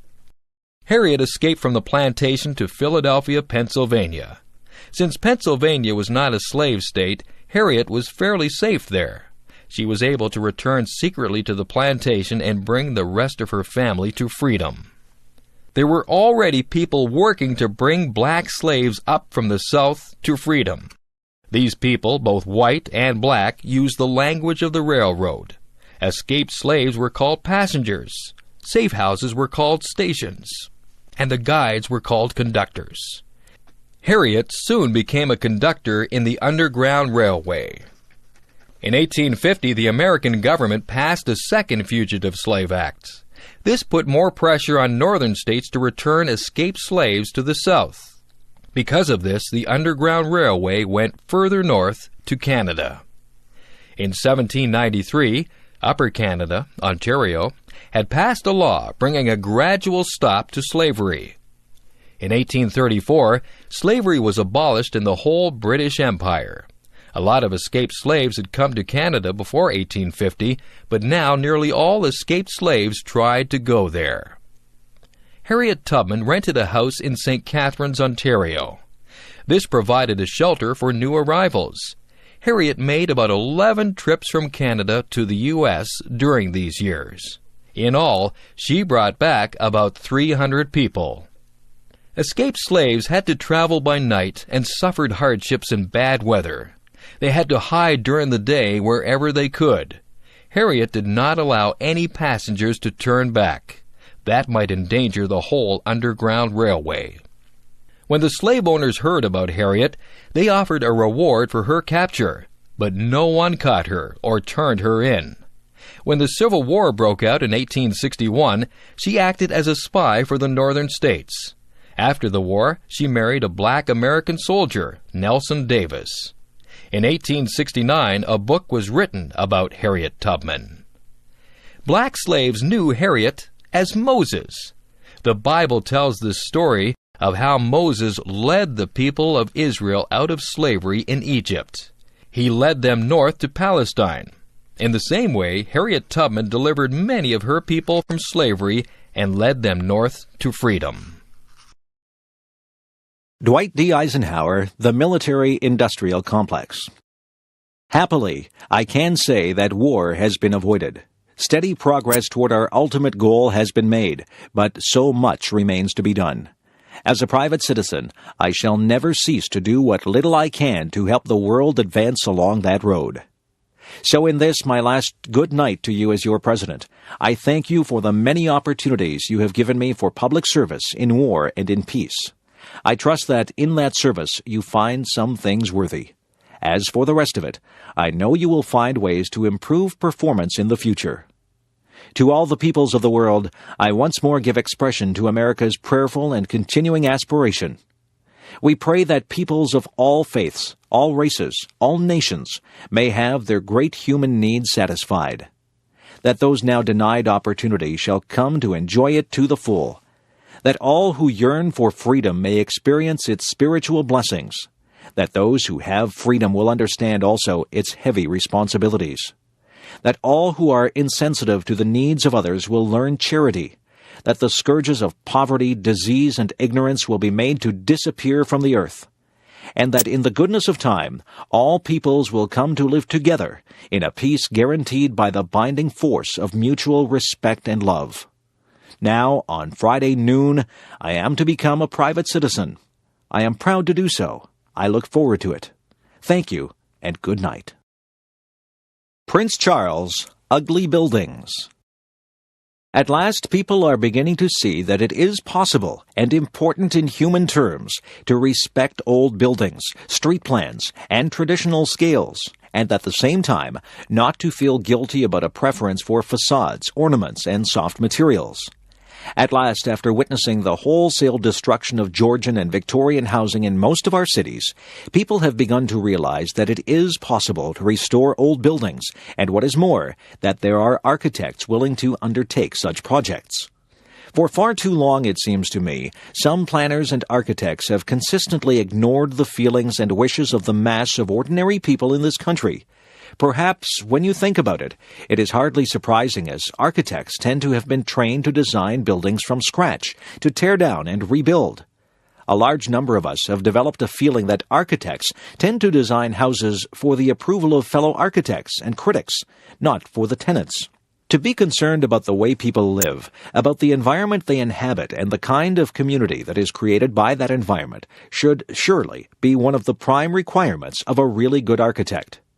It has been most encouraging to see the development of community architecture as a natural reaction to the policy of decanting people to new towns and overspill estates where the extended family patterns of support were destroyed and the community life was lost.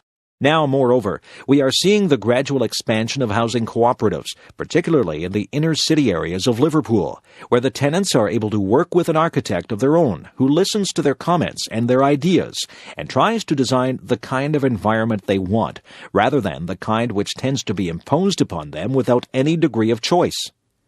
What I believe is important about community architecture is that it has shown ordinary people that their views are worth having, that architects and planners do not necessarily have the monopoly of knowing best about taste, style, and planning, that they need not be made to feel guilty or ignorant if their natural preference is for the more traditional designs, for a small garden, for courtyards, arches, and porches, and that there is a growing number of architects prepared to listen and to offer imaginative ideas.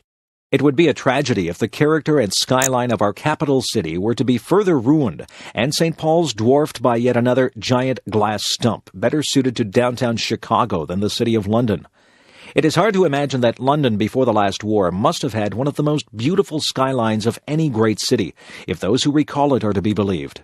Those who do say that the affinity between buildings and the earth, in spite of the city's immense size, was so close and organic that the houses looked almost as though they had grown out of the earth and had not been imposed upon it, grown, moreover, in such a way that as few trees as possible were thrust out of the way.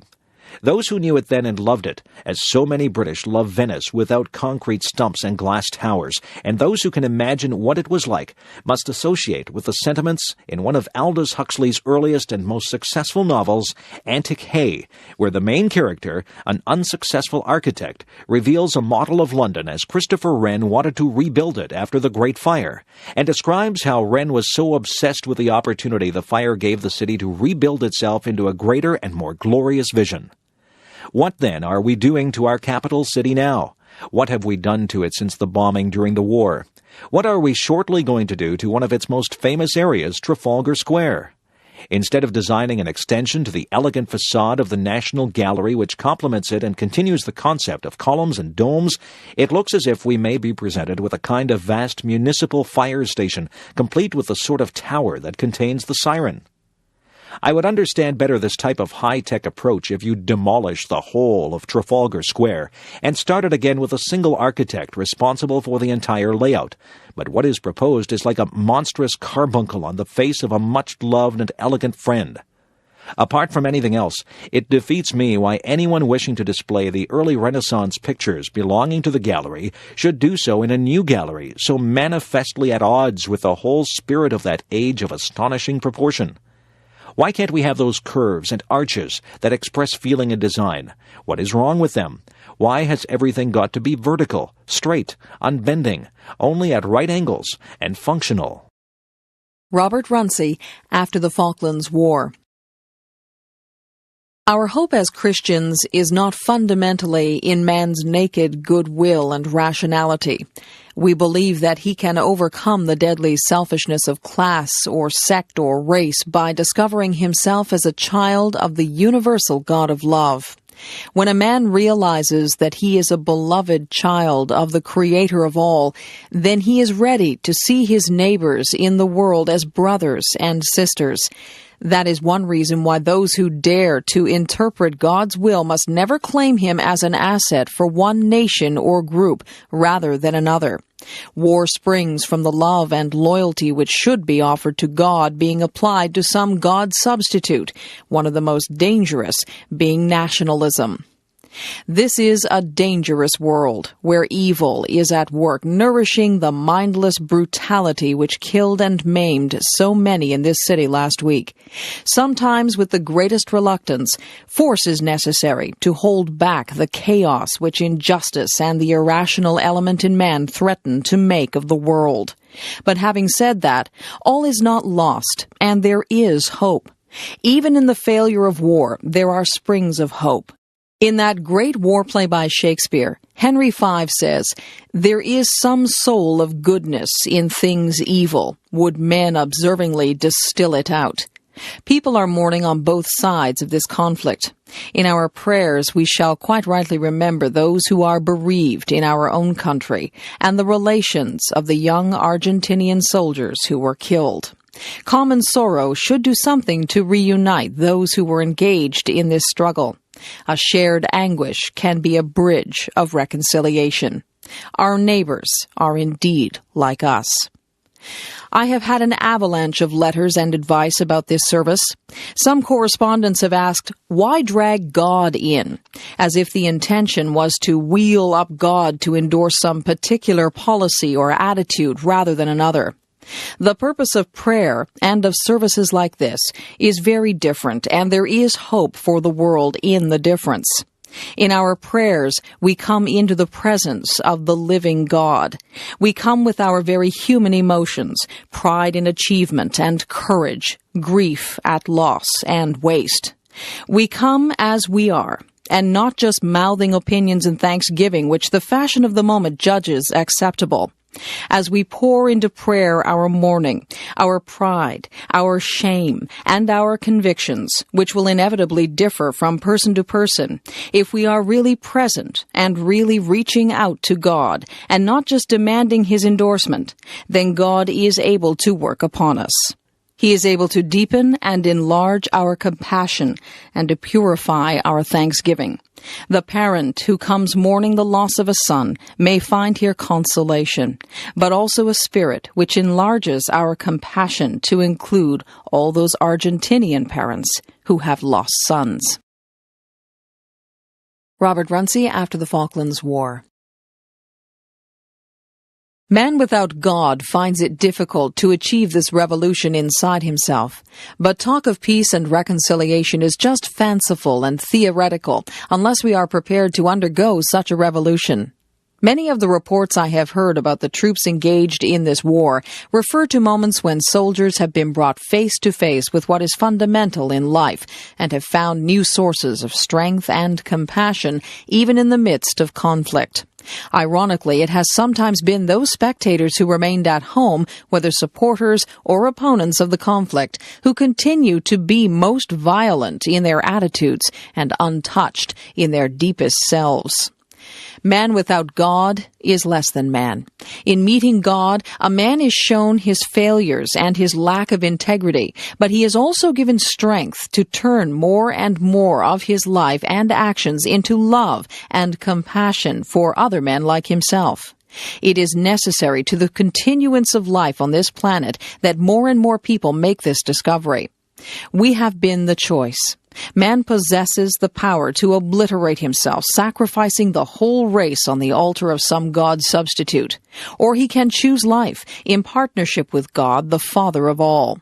I believe there is evidence that more and more people are waking up to the realization that this crucial decision peers us in the face here and now.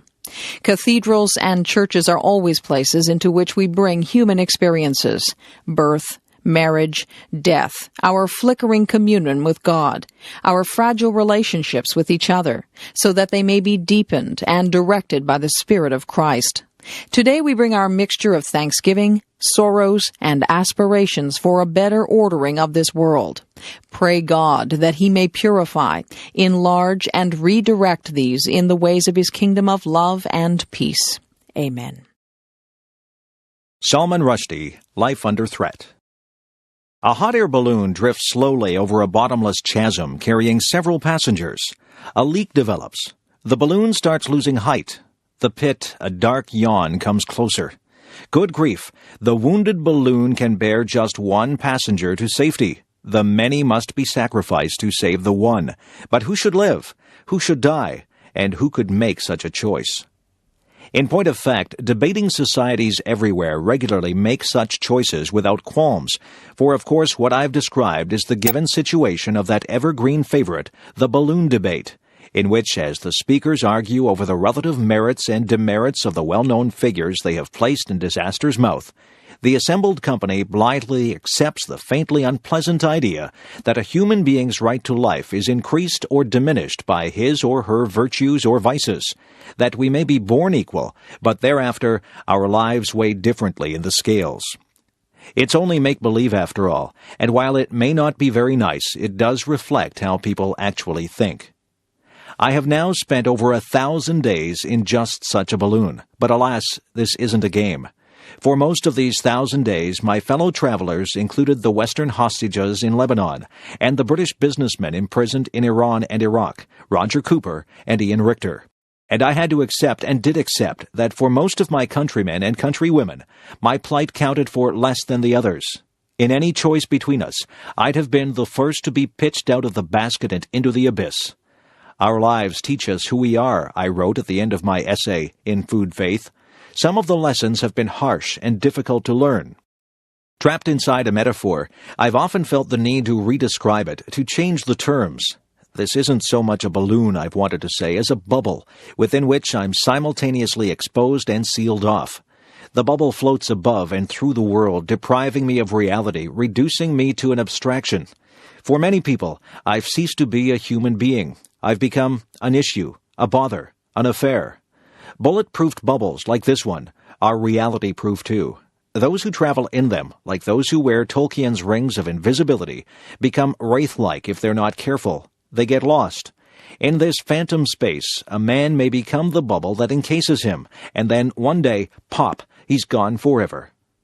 It's ridiculous, isn't it, to have to say, but I am a human being, unjustly accused, unjustly embubbled. Or is it I who am being ridiculous as I call out from my bubble, I'm still trapped in here, folks. Somebody, please get me out? Salman Rushdie, Life Under Threat. Out there where you are, in the rich and powerful and lucky West, has it really been so long since religions persecuted people, burning them as heretics, drowning them as witches, that you can't recognize religious persecution when you see it? The original metaphor has reasserted itself. I'm back in the balloon, asking for the right to live. What is my single life worth? Despair whispers in my ear. Not a lot, but I refuse to give in to despair. I refuse to give in to despair because I've been shown love as well as hatred. I know that many people do care and are appalled by the crazy upside-down logic of the post-fatwa world in which a single novelist can be accused of having savaged or mugged a whole community, becoming its tormentor instead of its tarred and feathered victim, and the scapegoat for all its discontents. Many people do ask, for example, when a white pop star turned Islamic fanatic speaks approvingly about killing an Indian immigrant, how does the Indian immigrant end up being called the racist? Or again, what minority is smaller and weaker than a minority of one? I refuse to give in to despair, even though for 1,000 days and more I've been put through a degree course in worthlessness, my own personal and specific worthlessness. My first teachers were the mobs marching down distant boulevards, baying for my blood and finding soon enough their echoes on the English streets. I could not understand the force that makes parents hang murderous slogans around their children's necks. I have learned to understand it. It burns books and effigies and thinks itself holy. But at first, as I watched the marchers, I felt them trampling on my heart. Once again, however, I have been saved by instances of fair-mindedness, of goodness. Every time I learn that a reader somewhere has been touched by the satanic verses, moved and entertained and stimulated by it, it arouses deep feelings in me.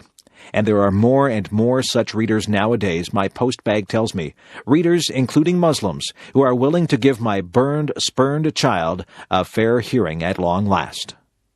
Sometimes I think that one day Muslims will be ashamed of what Muslims did in these times, will find the Rushdie affair as improbable as the West now finds martyr burning. One day they may agree that, as the European Enlightenment demonstrated, freedom of thought is precisely freedom from religious control, freedom from accusations of blasphemy. Maybe they'll agree, too, that the row over the satanic verses was at the bottom of an argument about who should have power over the grand narrative, the story of Islam, and that power must belong equally to everyone. That even if my novel were incompetent, its attempt to retell the story would still be important. That if I failed, others must succeed, because those who do not have power over the story that dominates their lives, power to retell it, rethink it, deconstruct it, joke about it, and change it as times change, truly are powerless, because they cannot think new thoughts. Salman Rushdie, Life Under Threat. One day, maybe, but not today. Today my education in worthlessness continues. And what Saul Bellow would call my reality instructors include the media pundit who suggests that a manly death would be better for me than hiding like a rat. The letter writer who points out that of course the trouble is that I look like the devil, and wonders if I have hairy shanks and cloven hooves. The moderate Muslim who writes to say that Muslims find it revolting when I speak about the Iranian death threats. It's not the fatwa that's revolting, you understand, but my mention of it. The rather more immoderate Muslim who tells me to shut up, explaining that if a fly is caught in a spider's web, it should not attract the attention of the spider. I ask the reader to imagine how it might feel to be intellectually and emotionally bludgeoned from 1,000 different directions every day for 1,000 days and more. Back in the balloon, something longed for and heartening has happened. On this occasion, mirabile dictu, the many have not been sacrificed, but saved. That is to say, my companions, the Western hostages and the gold businessmen, have, by good fortune and the efforts of others, managed to descend safely to earth, and have been reunited with their families and friends, with their own free lives. I rejoice for them, and admire their courage, their resilience, and now I'm alone in the balloon. Surely I'll be safe now. Surely now the balloon will drop safely towards some nearby haven, and I too will be reunited with my life. Surely it's my turn now. But the balloon is over the chasm again, and it's still sinking. I realize that it's carrying a great deal of valuable freight, trading relations, armaments deals, the balance of power in the Gulf. These and other matters of great moment are weighing down the balloon. I hear voices suggesting that if I stay aboard, this precious cargo will be endangered. The national interest is being redefined. Am I being redefined out of it? Am I to be jettisoned after all? When Britain renewed relations with Iran at the United Nations in 1990, the senior British official in charge of the negotiations assured me in unambiguous language that something very substantial had been achieved on my behalf. The Iranians, laughing merrily, had secretly agreed to forget the fatwa. The diplomat put great stress on this cherry Iranian laughter. They would neither encourage nor allow their citizens, surrogates, or proxies to act against me. Oh, how I wanted to believe that. But in the year and a bit that followed, we saw the fatwa restated in Iran. The bounty money doubled. The book's Italian translator severely wounded. Its Japanese translator stabbed to death. There was news of an attempt to find and kill me by contract killers, working directly for the Iranian government through its European embassies. Another such contract was successfully carried out in Paris, the victim being the harmless and aged ex-Prime Minister of Iran, Shapur Bakhtiar. Salman Rushdie, Life Under Threat. It seems reasonable to deduce that the secret deal made at the United Nations hasn't worked. Dismayingly, however, the talk as I write is all of improving relations with Iran still further, while the Rushdie case is described as a side issue. Is this a balloon I'm in, or the dustbin of history? Let me be clear, there is nothing I can do to break this impasse. The fatwa was politically motivated to begin with. It remains a breach of international law, and it can only be solved at the political level. To effect the release of the Western hostages in Lebanon, great levers were moved, great forces were brought into play. For Mr. Richter, 70 million in frozen Iraqi assets were thawed. What then is a novelist under terrorist attack worth? Despair murmurs once again, not a plugged nickel. But I refuse to give in to despair. You may ask why I'm so sure there's nothing I can do to help myself out of this jam. At the end of 1990, dispirited and demoralized, feeling abandoned even then in consequence of the British government's decision to patch things up with Iran, and with my marriage at an end, I faced my deepest grief, my unquenchable sorrow at having been torn away from, cast out of, the cultures and societies from which I'd always drawn my strength and inspiration, that is, the broad community of British Asians and the broader community of Indian Muslims. I determined to make my peace with Islam, even at the cost of my pride. Those who were surprised and displeased by what I did perhaps failed to see that I was not some deracinated Uncle Tom Wog. To these people it was apparently incomprehensible that I should seek to make peace between the warring halves of the world, which were also the warring halves of my soul, and that I should seek to do so in a spirit of humility instead of the arrogance so often attributed to me. In good faith, I wrote, perhaps a way forward might be found through the mutual recognition of our mutual pain, but even moderate Muslims had trouble with this notion. What pain, they asked, could I possibly have suffered? What was I talking about? As a result, the really important conversations I had in this period were with myself. I said, Salman, you must send a message loud enough to be heard all over the world. You must make ordinary Muslims see that you aren't their enemy, and make the West understand a little more of the complexity of Muslim culture. It was my hope that Westerners might say, well, if he's the one in danger and yet he's willing to acknowledge the importance of his Muslim roots, then perhaps we ought to start thinking a little less stereotypically ourselves. No such luck, though. The message you send isn't always the one that's received. Salman Rushdie, Life Under Threat.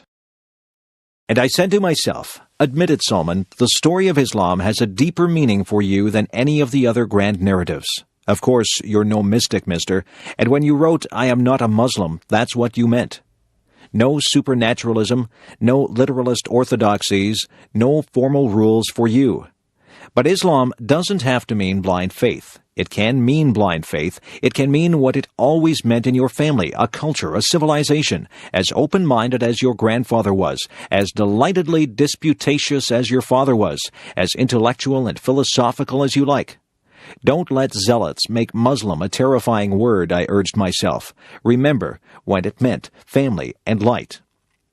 I reminded myself that I had always argued that it was necessary to develop the nascent concept of the secular Muslim, who, like the secular Jews, affirmed his membership of the culture while being separate from the theology. I had recently read the contemporary Muslim philosopher Fuad Zakaria's Laïcité ou Islamisme, and have been encouraged by Zakaria's attempt to modernize Islamic thought. But Salman, I told myself, you can't argue from outside the debating chamber. You've got to cross the threshold, go inside the room, and then fight for your humanized, historicized, secularized way of being a Muslim. I recalled my near namesake, the 12th century philosopher Ibn Rushd Averroes, who argued that, to quote the great Arab historian Albert Hourani, not all the words of the Quran should be taken literally. When the literal meaning of Quranic verses appeared to contradict the truths to which philosophers arrived by the exercise of reason, those verses needed to be interpreted metaphorically. But Ibn Rushd was a snob. Having pronounced an idea far in advance of its time, he qualified it by saying that such sophistication was only suitable for the elite. Literalism would do for the masses. Salman, I asked myself, is it time to pick up Ibn Rushd's banner and carry it forward? To say, nowadays, such ideas are fit for everybody, for the beggar as well as the prince. It was with such things in mind, and with my thoughts in a state of some confusion and torment, that I spoke the Muslim creed before witnesses. But my fantasy of joining the fight for the modernization of Muslim thought, for freedom from the shackles of the thought police, was stillborn. It never really had a chance. Too many people had spent too long demonizing and totemizing me to listen seriously to what I had to say. In the West, some friends turned against me, called me by yet another set of insulting names. Now I was spineless, pathetic, debased. I had betrayed myself, my cause. Above all, I had betrayed them. I also found myself up against the granite, heartless certainties of actually existing Islam, by which I mean the political and priestly power structure that presently dominates and stifles Muslim societies. Actually existing Islam has failed to create a free society anywhere on earth, and it wasn't about to let me, of all people, argue in favor of one. Salman Rushdie, Life Under Threat. Suddenly I was, metaphorically, among people whose social attitudes I'd fought for all my life. For example, their attitudes about women. One Islamicist boasted to me that his wife would cut his toenails while he made telephone calls, and suggested I find such a spouse. Or about gays. One of the imams I met in December 1990 was on TV soon afterwards denouncing Muslim gays as sick creatures who brought shame on their families and who ought to seek medical and psychiatric help. Had I truly fallen in among such people? That was not what I meant at all. Facing the intransigence, the Philistine scorn of so much of actually existing Islam, I reluctantly concluded that there was no way for me to help bring into the Muslim culture I dreamed of the progressive, irreverent, skeptical, argumentative, playful, and unafraid culture, which is what I've always understood as freedom. Not me, not in this lifetime, no chance. Actually existing Islam, which has all but deified its prophet, a man who always fought passionately against such deification, which has supplanted a priest-free religion by a priest-ridden one, which makes literalism a weapon and redescriptions a crime, which will never let the likes of me in. Ibn Rushd's ideas were silenced in their time, and throughout the Muslim world today, progressive ideas are in retreat. actually existing Islam reigns supreme, and just as the recently destroyed actually existing socialism of the Soviet terror state was horrifically unlike the utopia of peace and equality of which democratic socialists have dreamed, so also is actually existing Islam a force to which I have never given in, to which I cannot submit. There is a point beyond which conciliation looks like capitulation. I do not believe I passed the point, but others have thought otherwise. I have never disowned my book, nor regretted writing it. I said I was sorry to have offended people because I had not set out to do so, and so I am. I explained that writers do not agree with every word spoken by every character they create, a truism in the world of books, but a continuing mystery to the Satanic Verses opponents. I have always said that this novel has been traduced. Indeed, the chief benefit of my meeting with the 6 Islamic scholars on Christmas Eve 1990 was that they agreed that the novel had no insulting motives. In Islam, it is a man's intention that counts, I was told. Now we will launch a worldwide campaign on your behalf to explain that there has been a great mistake. All this with much smiling and friendliness and handshaking. It was in this context that I agreed to suspend, not cancel, a paperback edition to create what I called a space for reconciliation. Salman Rushdie, Life Under Threat. Alas, I overestimated these men. Within days, all but one of them had broken their promises and recommended to vilify me and my work as if we had not shaken hands. I felt most probably I had been a great fool. The suspension of the paperback began at once to look like surrender. In the aftermath of the attacks on my translators, it looks even more craven. It has now been more than 3 years since the Satanic Verses was published. That's a long, long space for reconciliation. Long enough. I accept that I was wrong to have given way on this point. The Satanic Verses must be freely available and easily affordable, if only because if it is not read and studied, then these years will have no meaning. Those who forget the past are condemned to repeat it. Our lives teach us who we are. I have learned the hard way that when you permit anyone else's description of reality to supplant your own, and such descriptions have been raining down on me from security advisors, governments, journalists, archbishops, friends, enemies, mullahs, then you might as well be dead. Obviously, a rigid, blinkered, absolutist worldview is the easiest to keep hold of, whereas the fluid, uncertain, metamorphic picture I've always carried about is rather more vulnerable. Yet I must cling with all my might to that chameleon, that chimera, that space shifter, my own soul. Must hold on to its mischievous, iconoclastic, out-of-step clown instincts, no matter how great the storm. And if that plunges me into contradiction and paradox, so be it. I've lived in that messy ocean all my life. I've fished in it for my art. This turbulent sea was the sea outside my bedroom window in Bombay. It is the sea by which I was born, and which I carry within me wherever I go. Free speech is a non-starter, says one of my Islamic extremist opponents. No, sir, it's not. Free speech is the whole thing, the whole ballgame. Free speech is life itself. That's the end of my speech from this ailing balloon. Now it's time to answer the question, what is my single life worth? Is it worth more or less than the fat contracts and political treaties that are in here with me? Is it worth more or less than good relations with a country which in April 1991 gave 800 women 74 lashes each for not wearing a veil, in which the 80-year-old writer Mariam Perus is still in gaol and has been tortured, and whose foreign minister says, in response to criticism of his country's lamentable human rights record, international monitoring of the human rights situation in Iran should not continue indefinitely. Iran could not tolerate such monitoring for long. You must decide what you think a friend is worth to his friends, what you think a son is worth to his mother, or a father to his son. You must decide what a man's conscience and heart and soul are worth. You must decide what you think a writer is worth, what value you place on a maker of stories and an arguer with the world. Ladies and gentlemen, the balloon is sinking into the abyss. Pope John Paul II, The Defense of Poland.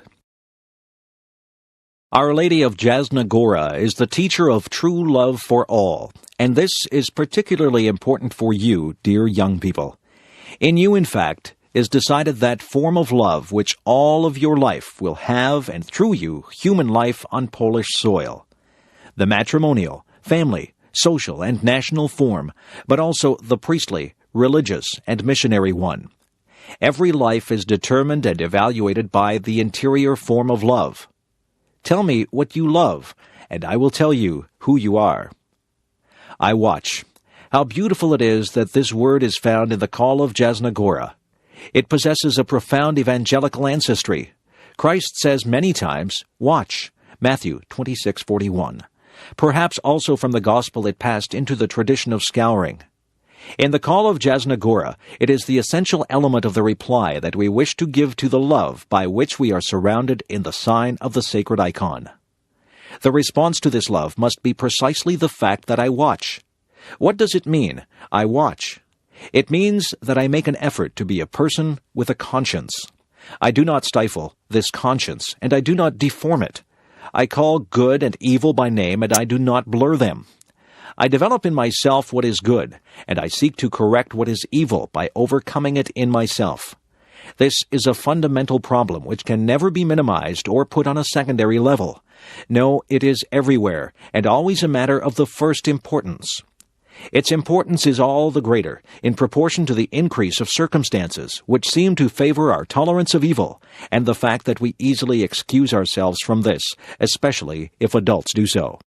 My dear friends, it is up to you to put up a firm barrier against immorality, a barrier, I say, to those social vices which I will not here call by name, but which you yourselves are perfectly aware of. You must demand this of yourselves, even if others do not demand it of you. Historical experiences tell us how much the immorality of certain periods cost the whole nation. Today, when we are fighting for the future form of our social life, remember that this form depends on what people will be like. Therefore, watch. Christ said to the apostles during his prayer in Gethsemane, "Watch and pray that you may not enter into temptation." Matthew 26:41.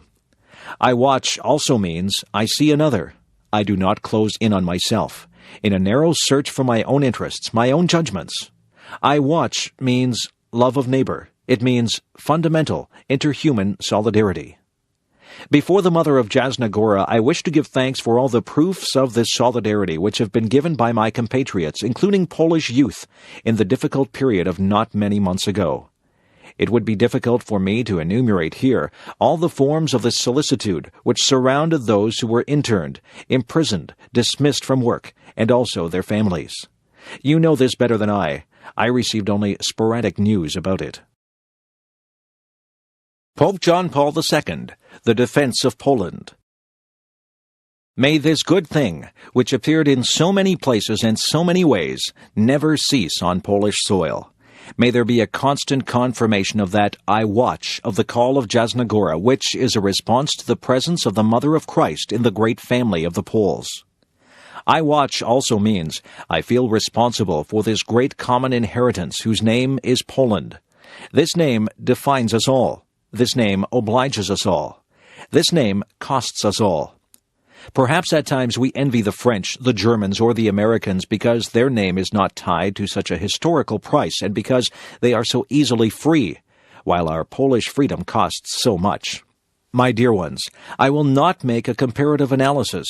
I will only say that it is what costs that constitutes value. It is not in fact possible to be truly free without an honest and profound relationship with values.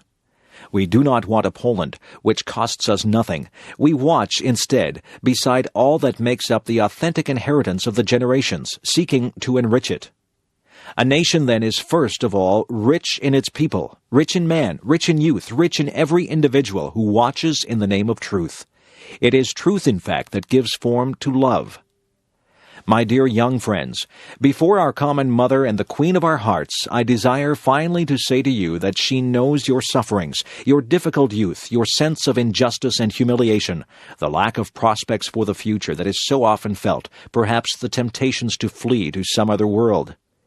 Even if I am not among you every day, as was the case for many years in the past, nevertheless I carry in my heart a great solicitude, a great enormous solicitude, a solicitude for you, precisely because on you depends tomorrow. I pray for you every day. It is good that we are here together at the hour of the call of Jasnagora, in the midst of the trials of the present time, in the midst of the trial through which your generation is passing. This call of the millennium continues to be a program. In it is contained a fundamental way out, because the way out, in whatever dimension, economic, social, political, must happen first in man. Man cannot remain with no way out. Mother of Jasnagora, you who have been given to us by Providence for the defense of the Polish nation, accept this evening this call of the Polish youth, together with the Polish Pope, and help us to persevere in hope. Amen. Richard Nixon, Farewell Speech. You are here to say goodbye to us, and we don't have a good word for it in English. The best is au revoir. We will see you again. Sure, we have done some things wrong in this administration, and the top man always takes the responsibility, and I have never ducked it. But I want to say one thing. We can be proud of it. 5.5 years. No man or no woman came into this administration and left it with more of this world's goods than when he came in. No man or no woman ever profited at the public expense or the public till. That tells something about you. Mistakes, yes, but for personal gain, never. You did what you believed in. Sometimes right, sometimes wrong. And I only wish that I were a wealthy man at the present time.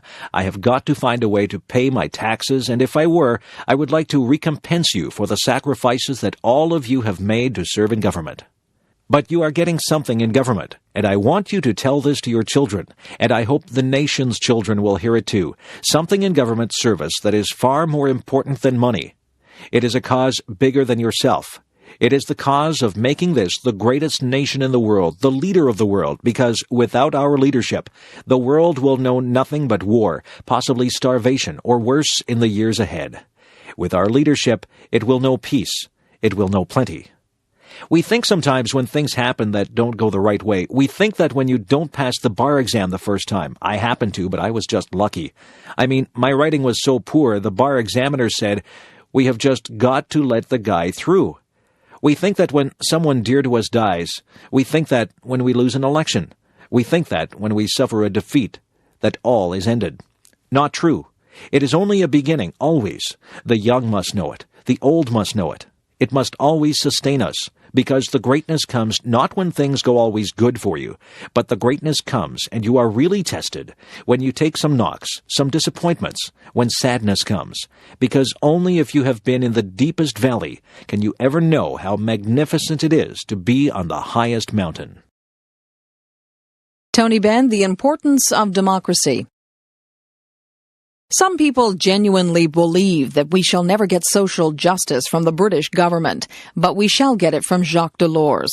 They believe that a good king is better than a bad parliament. I have never taken that view. Others believe that the change is inevitable, and that the common currency will protect us from inflation and will provide a wage policy. They believe that it will control speculation and that Britain cannot survive alone. None of those arguments persuade me because the argument has never been about sovereignty. I do not know what a sovereign is, apart from the one that used to be in gold and the Pope who is sovereign in the Vatican. We are talking about democracy. No nation, not even the great United States, which could, for all I know, be destroyed by a nuclear weapon from a third world country, has the power to impose its will on other countries. We are discussing whether the British people are to be allowed to elect those who make the laws under which they are governed. The argument is nothing to do with whether we should get more maternity leave from Madame Papandreou than from Madame Thatcher. That is not the issue. I recognize that when the members of the three front benches agree, I am in a minority. My next job, therefore, is to explain to the people of Chesterfield what we have decided.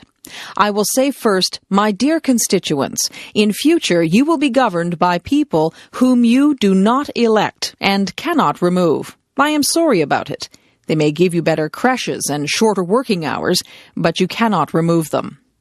I know that it sounds negative, but I have always thought it is positive to say that the important thing about democracy is that we can remove without bloodshed the people who govern us. We can get rid of a Callaghan, a Wilson, or even a Right Honourable lady by internal processes. We can get rid of a Right Honourable member for Huntington, Mr. Major, But that cannot be done in the structure that it is proposed. Even if one likes the policies of the people in Europe, one cannot get rid of them. Secondly, we say to my favorite friends, the Chartists and suffragettes, all your struggles to get control of the ballot box were a waste of time. We shall be run in future by a few white persons, as in 1832. The instrument, I might add, is the royal prerogative of treaty-making. For the first time since 1649, the Crown makes the laws, advised, I admit, by the Prime Minister. We must ask what will happen when people realize what we have done. We have had a marvelous debate about Europe, but none of us has discussed our relationship with the people who sent us here. Honourable members have expressed views on Albania and the Baltic states. I have been dazzled by the knowledge of the continent of which we are all part. No one has spoken about how he or she got here and what we were sent here to do. Tony Benn, The Importance of Democracy. If people lose the power to sack their government, one of several things happens. First, people may just slope off. Apathy could destroy democracy.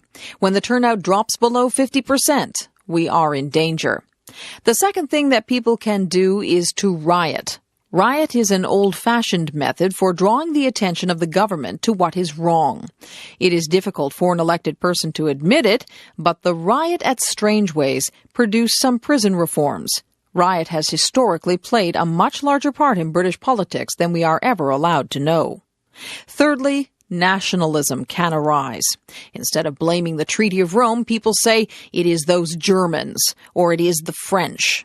Nationalism is built out of frustration that people feel when they cannot get their way through the ballot box.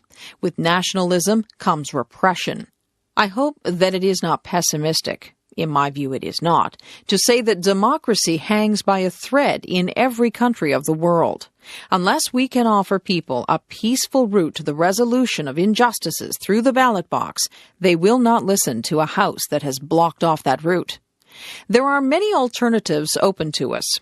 One honourable member said that he was young and had not fought in the war. He looked at a new Europe. But there have been 5 Europes this century. There was one run by the King, the Kaiser, and the Tsar. They were all cousins, so that was very comfortable. They were all Queen Victoria's grandsons. And there was no nonsense about human rights when Queen Victoria's grandsons repressed people. Then there was the Russian Revolution. Then there was the interwar period. Then there was the Anglo-Soviet alliance. Then there was the Cold War. Now we have a Boris Yeltsin who has joined the Monday Club. There have been so many Europes. This is not the only Europe on offer. I understand that my honourable friend, the member for Sunderland South, Mr. Muleary, is a Democratic Federalist, as is my honourable friend, the member for Derbyshire North East, Mr. Barnes. They want an American-type constitution for Europe. It could be that our laws would hang on which way the Albanian members voted. I could not complain about that because that is democracy. However, it is unworkable. It is like trying to get an elephant to dance through a minefield. But it would be democratic. Tony Benn, The Importance of Democracy. Another way would be to have a looser, wider Europe. I have an idea for a Commonwealth of Europe. I am introducing a bill on the subject. Europe would be rather like the British Commonwealth. We would work by consent with people. Or we could accept this ghastly proposal, which is clumsy, secretive, centralized, bureaucratic, and divisive. That is how I regard the Treaty of Rome. I was born a European, and I will die one, but I have never put my alliance behind the Treaty of Rome. I object to it. I hate being called an anti-European. How can one be anti-European when one is born in Europe? It is like saying that one is anti-British if one does not agree with the Chancellor of the Exchequer. What a lot of nonsense it is. I ask myself why the House is ready to contemplate abandoning its duties, as I fear that it is. I was elected 41 years ago this month. This chamber has lost confidence in democracy. It believes that it must be governed by someone else. It is afraid to use the powers entrusted to it by its constituents. It has traded power for status. One gets asked to go on the telly if one is Member of Parliament. The chamber does not want to use its power. It has accepted the role of a spectator and joined what Bagho called the dignified part of the Constitution, leaving the crown under the control of the Prime Minister to be the executive part. If democracy is destroyed in Britain, it will not be the communists, Trotskyists, or subversives, but this House which threw it away. The rights that are entrusted to us are not for us to give away. Even if I agree with everything that is proposed, I cannot hand away powers lent to me for 5 years by the people of Chesterfield. I just could not do it. It would be theft of public rights. Therefore, there is only one answer. If people are determined to submit themselves to Jacques Delors, Madame Papandreou, and the Council of Ministers, we must tell the people what is planned. If people vote for that, they will have all capitulated. Julius Caesar said, "We are just merging our sovereignty." So did William the Conqueror. It is not possible to support the government's motion. I have told the chief whip that I cannot support the Labour motion. I invite the House to vote against the government's motion and not to support a motion which purports to take us faster into a community which cannot reflect the aspirations of those who put us here. That is not a nationalist argument, nor is it about sovereignty. It is a democratic argument, and it should be decisive in a democratic chamber. Sir Geoffrey Howe, Resignation Speech. As long ago as 1962, it was Lord Stockton, formerly Harold Macmillan, who first put the central point clearly. He argued that we had to place and keep ourselves within the community. He saw it as essential, then, as it is today, not to cut ourselves off from the realities of power, not to retreat into a ghetto of sentimentality about our past, and so diminish our control over our own destiny in the future. The pity is that the Macmillan view had not been perceived more clearly a decade before in the 50s. It would have spared so many of the struggles of the past 20 years had we been in the community from the outset, had we been ready, in the much too simple phrase, to surrender some sovereignty at a much earlier stage. Had we been in from the start, we should have had more, not less, influence over the Europe in which we live today. We should never forget the lesson of that isolation, of being on the outside looking in for the conduct of today's affairs. We have done best when we have seen the community not as a static entity to be resisted and contained, but as an active process which we can shape often decisively, provided we allow ourselves to be fully engaged in it with confidence and enthusiasm and in good faith. We must at all costs avoid presenting ourselves yet again with an oversimplified choice, a false antithesis, a bogus dilemma between one alternative starkly labeled cooperation between independent sovereign states, and a second, equally crudely labeled alternative, a centralized federal superstate, as if there were no middle way in between. We commit a serious error if we think always in terms of surrendering sovereignty and seek to stand pat for all time on a given deal by proclaiming, as the Prime Minister did 2 weeks ago, that we have surrendered enough. The European enterprise is not and should not be seen like that, as some kind of zero-sum gain. Sir Winston Churchill put it much more positively 40 years ago when he said, "Is it not possible, and not less agreeable, to regard this sacrifice or merger of national sovereignty as the gradual assumption by all the nations concerned of that larger sovereignty which can alone protect their diverse and distinctive customs and characteristics and their national traditions?" I find Winston Churchill's perception a good deal more convincing and encouraging for the interests of our nation than the nightmare image sometimes conjured up by the Prime Minister, who sometimes seems to look out on a continent that is positively teeming with ill-intentioned people, scheming, in her words, to extinguish democracy, to dissolve our national identity, to lead us through the back door into a federal Europe. Sir Geoffrey Howe, Resignation Speech. What kind of vision is that for our business people who trade there each day, for our financiers who seek to make London the money capital of Europe, or for all the young people of today? These concerns are especially important as we approach the crucially important topic of EMU. We must be positively and centrally involved in this debate and not fearfully and negatively detached. The cost of disengagement here could be very serious indeed. The tragedy is, and it is for me personally, for my party, for our whole people, for the Prime Minister herself, a very real tragedy, that the Prime Minister's perceived attitude towards Europe is running increasingly serious risks for the future of our nation. It risks minimizing our influence and maximizing our chances of being once again shut out. We have paid heavily in the past for late stars and squandered opportunities in Europe. We dare not let that happen again. If we detach ourselves completely as a party or as a nation from the middle ground of Europe, the effects will be incalculable and very hard ever to correct. In my letter of resignation, which I tendered with the utmost sadness and dismay, I said that cabinet government is about trying to persuade one another from within. That was my commitment to government by persuasion, persuading colleagues and nation.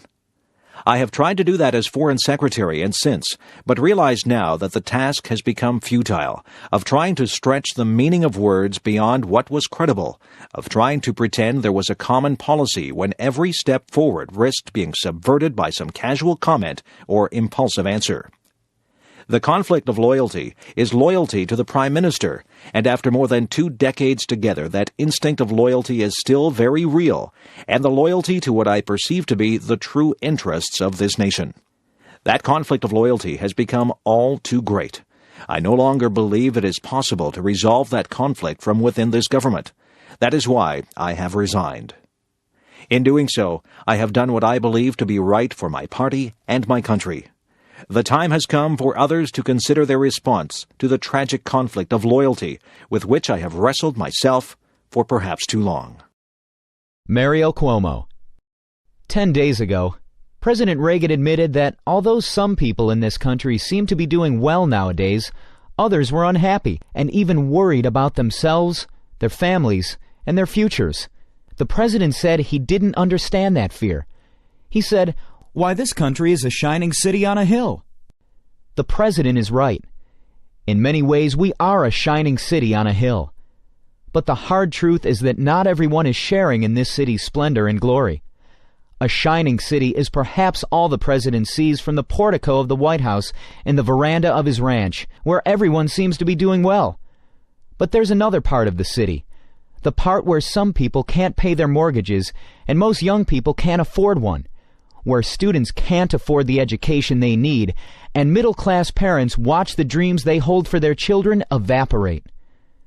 In this part of the city, there are more poor than ever, more families in trouble, more and more people who need help but can't find it. Even worse, there are elderly people who tremble in the basements of the houses there. There are people who sleep in the city streets, in the gutter, where the glitter doesn't show. There are ghettos where thousands of young people, without an education or a job, give their lives away to drug dealers every day.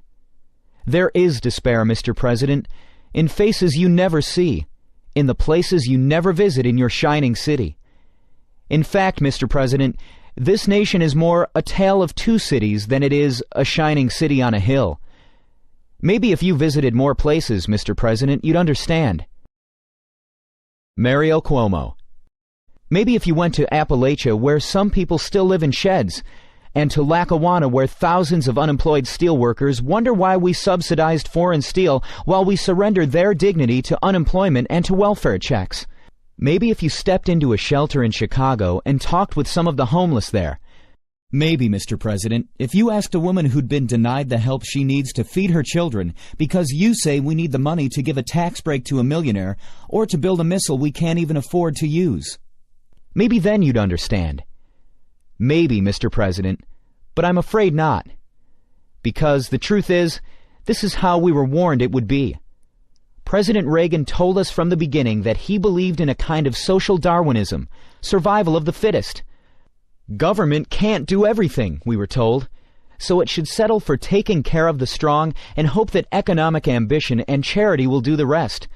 Make the rich richer, and what falls from their table will be enough for the middle class and those trying to make it into the middle class.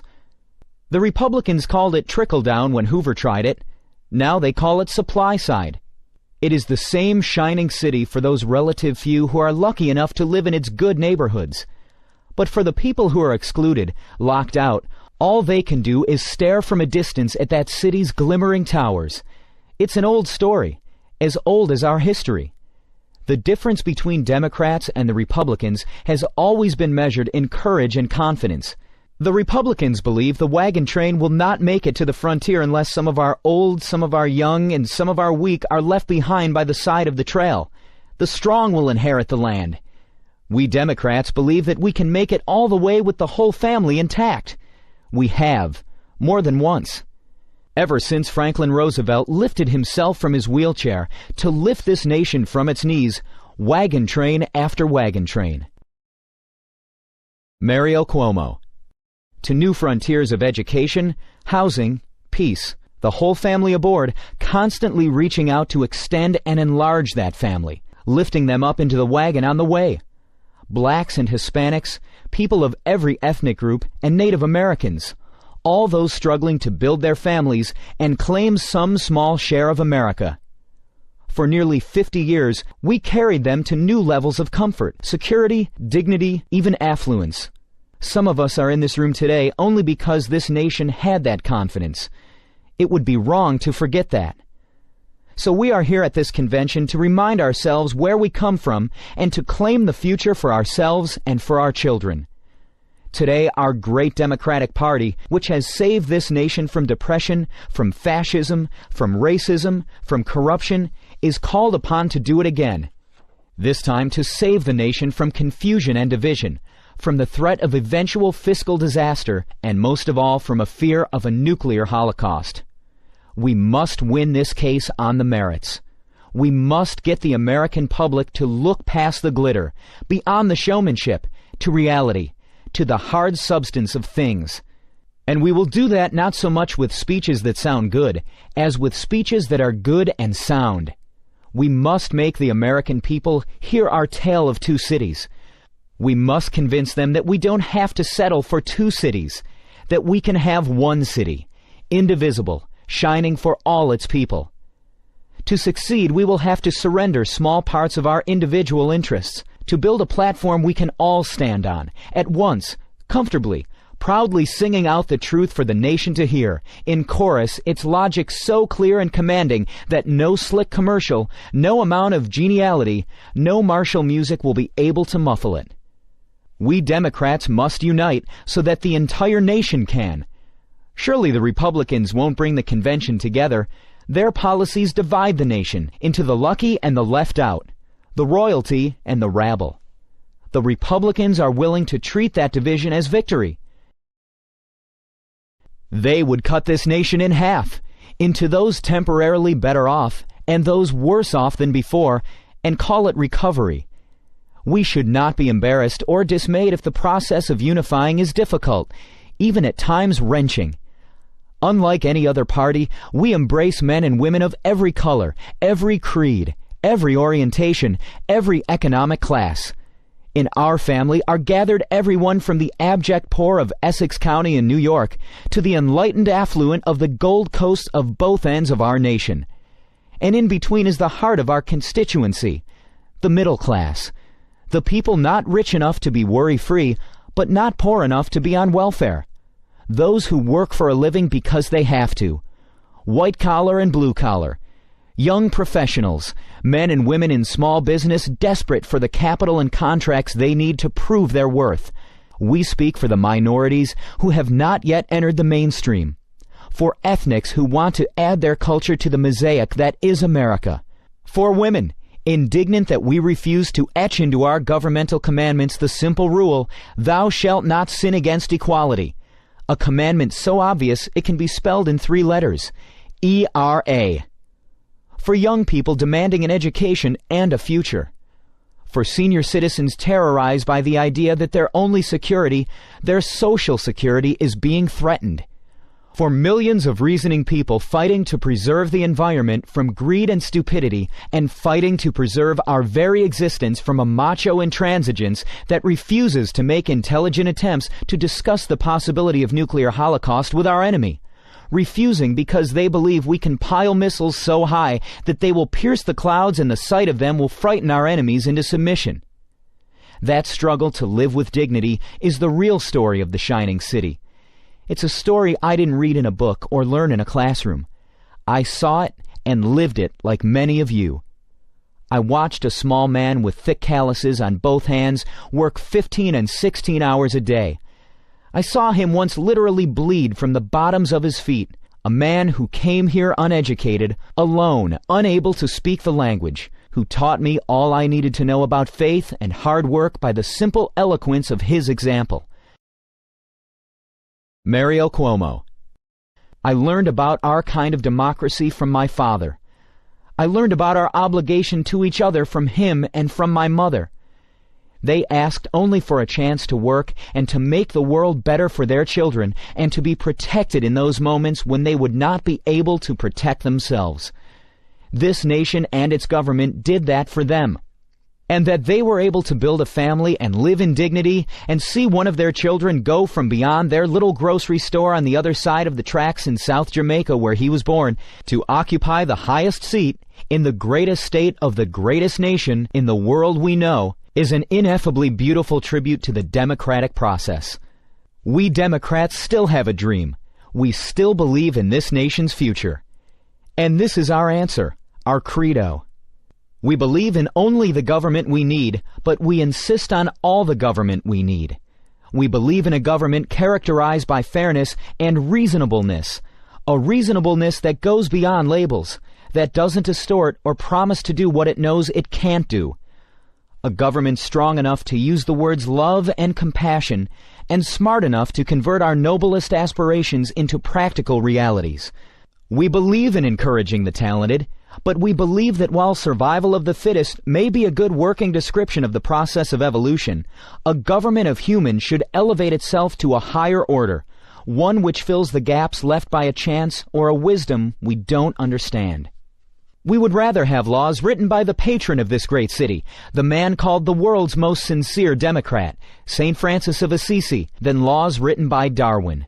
We believe, as Democrats, that a society as blessed as ours, the most affluent democracy in the world's history that can spend trillions on instruments of destruction, ought to be able to help the middle class in its struggle, ought to be able to find work for all who can do it, room at the table, shelter for the homeless, care for the elderly and infirm, hope for the destitute. We proclaim as loudly as we can the utter insanity of nuclear proliferation and the need for a nuclear freeze, if only to affirm the simple truth that peace is better than war because life is better than death. Mario Cuomo. We believe in firm but fair law and order, in the union movement, in privacy for people, openness by government, civil rights and human rights. We believe in a single fundamental idea that describes better than most textbooks and any speech what a proper government should be.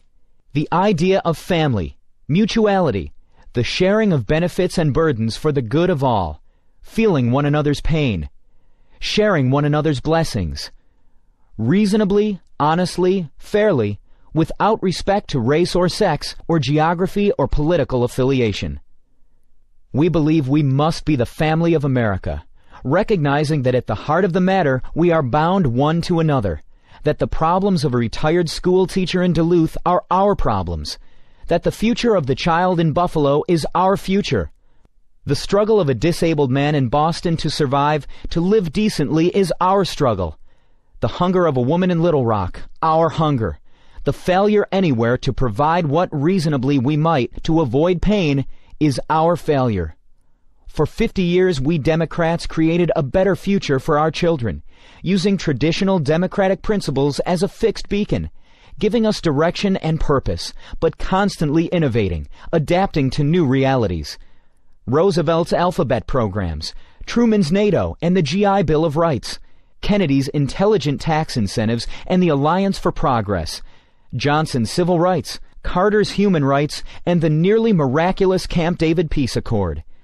We will have America's first woman vice president, the child of immigrants, a New Yorker, opening with one magnificent stroke a whole new frontier for the United States. It will happen if we make it happen. I ask you, ladies and gentlemen, brothers and sisters, for the good of all of us, for the love of this great nation, for the family of America, for the love of God, please make this nation remember how futures are built. King Edward VIII. At long last, I am able to say a few words of my own.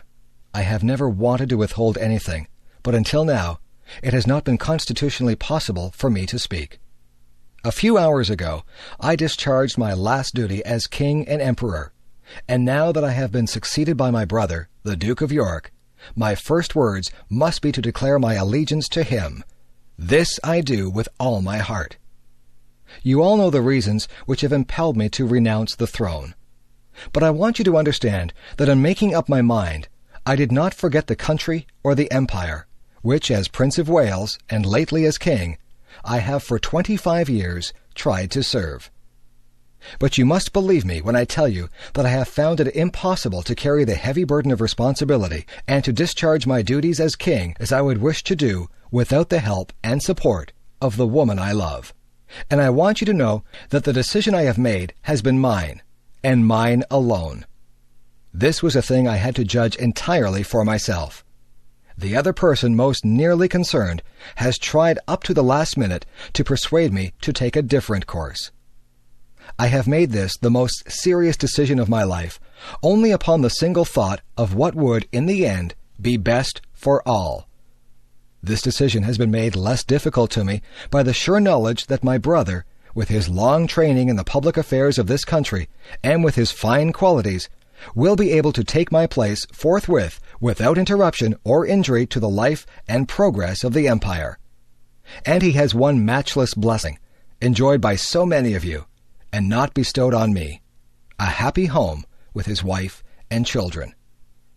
During these hard days, I have been comforted by Her Majesty, my mother, and by my family.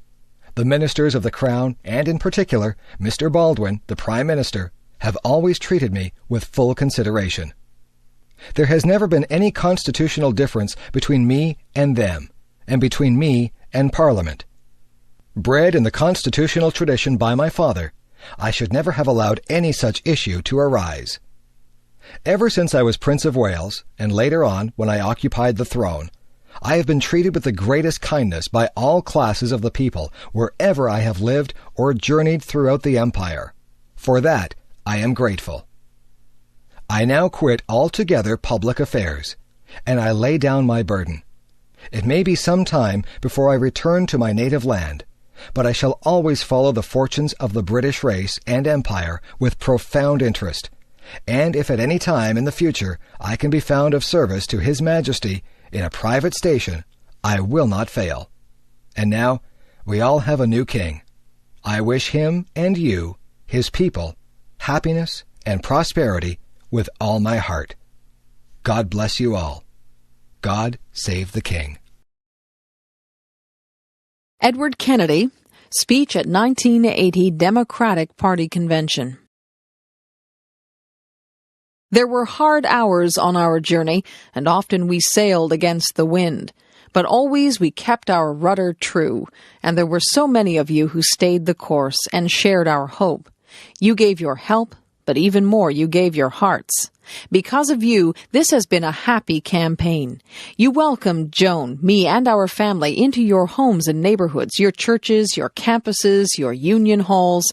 When I think back of all the miles and all the months and all the memories, I think of you. I recall the poet's words, and I say, what golden friends I have. Among you, my golden friends across the land, I have listened and learned. I have listened to Kenny Dubois, a glassblower from Charleston, West Virginia, who has 10 children to support but has lost his job after 35 years, just 3 years short of qualifying for his pension. I have listened to the grandmother in East Oakland who no longer has a phone to call her grandchildren because she gave it up to pay the rent on her small apartment. I have listened to young workers out of work, to students without tuition for college, and to families without the chance to own a home. I have seen the closed factories and the stalled assembly lines of Anderson, Indiana, and Southgate, California, and I have seen too many, far too many idle men and women desperate to work. I have seen too many, far too many working families desperate to protect the value of their wages from the ravages of inflation. Yet I have also sensed a yearning for new hope among the people in every state where I have been. And I have felt it in their handshakes, I saw it in their faces, and I shall never forget the mothers who carried children to our rallies. I shall always remember the elderly who have lived in an America of high purpose and who believe that it can all happen again. Tonight, in their name, I have come here to speak for them, and for their sake I ask you to stand with them. On their behalf, I ask you to restate and reaffirm the timeless truth of our party. I congratulate President Carter on his victory here. I am confident that the Democratic Party will reunite on the basis of democratic principles, and that together we will march towards a democratic victory in 1980. And someday, long after this convention, long after the signs come down, and the crowds stop cheering, and the bands stop playing, may it be said of our campaign that we kept the faith. May it be said of our party in 1980 that we found our faith again.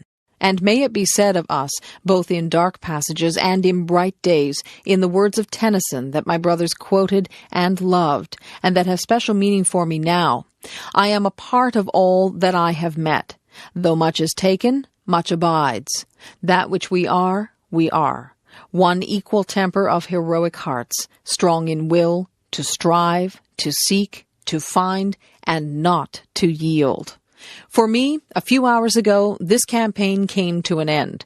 For all those whose cares have been our concern, the work goes on, the cause endures, the hope still lives, and the dream shall never die. Abraham Lincoln, Second Inaugural Address. Fellow countrymen, at this second appearing to take the oath of the presidential office, there is less occasion for an extended address than there was at the first. Then a statement, somewhat in detail, of a course to be pursued seemed fitting and proper. Now at the expiration of 4 years, during which public declarations have been constantly called forth on every point and phase of the great contest which still absorbs the attention and engrosses the energies of the nation, little that is new could be presented. The progress of our arms, upon which all else chiefly depends, is as well known to the public as to myself, and it is, I trust, reasonably satisfactory and encouraging to all. With high hope for the future, no prediction in regard to it is ventured. On the occasion corresponding to this 4 years ago, all thoughts were anxiously directed to an impending civil war. All dreaded it. All sought to avert it. While the inaugural address was being delivered from this place, devoted altogether to saving the Union without war, insurgent agents were in the city seeking to destroy it without war, seeking to dissolve the Union and divide effects by negotiation. Both parties deprecated war, but one of them would make war rather than let the nation survive, and the other would accept war rather than let it perish. And the war came. 1/8 of the whole population were colored slaves, not distributed generally over the Union, but localized in the southern part of it. These slaves constituted a peculiar and powerful interest. All knew that this interest was somehow the cause of the war. To strengthen, perpetuate, and extend this interest was the object for which the insurgents would rend the Union even by war, while the government claimed no right to do more than to restrict the territorial enlargement of it. Neither party expected for the war the magnitude or the duration which it has already attained. Neither anticipated that the cause of the conflict might cease with, or even before the conflict itself should cease. Each looked for an easier triumph, and a result less fundamental and astounding. Both read the same Bible and pray to the same God, and each invokes his aid against the other. It may seem strange that any men would dare to ask a just God's assistance in wringing their bread from the sweat of other men's faces. But let us judge not, that we be not judged. The prayers of both could not be answered. That of neither has been answered fully. The Almighty has his own purposes. Woe unto the world because of offenses, for it must needs be that offenses come. But woe to that man by whom the offense cometh. If we shall suppose that American slavery is one of those offenses which, in the providence of God, must needs come, but which, having continued through his appointed time, he now wills to remove, and that he gives to both North and South this terrible war as the woe due to those by whom the offense came, shall we discern therein any departure from those divine attributes which the believers in a living God always ascribe to him? Fondly do we hope, fervently do we pray, that this mighty scourge of war may speedily pass away. Yet if God wills that it continue until all the wealth piled by the bondsman's 250 years of unrequited toil shall be sunk, and until every drop of blood drawn with the lash shall be paid by another drawn with the sword, as was said 3,000 years ago, so still it must be said, the judgments of the Lord are true and righteous altogether. With malice toward none, with charity for all, with firmness in the right as God gives us to see the right, let us strive on to finish the work we are in, to bind up the nation's wounds, to care for him who shall have borne the battle, and for his widow and his orphan, to do all which may achieve and cherish a just and lasting peace among ourselves and with all nations.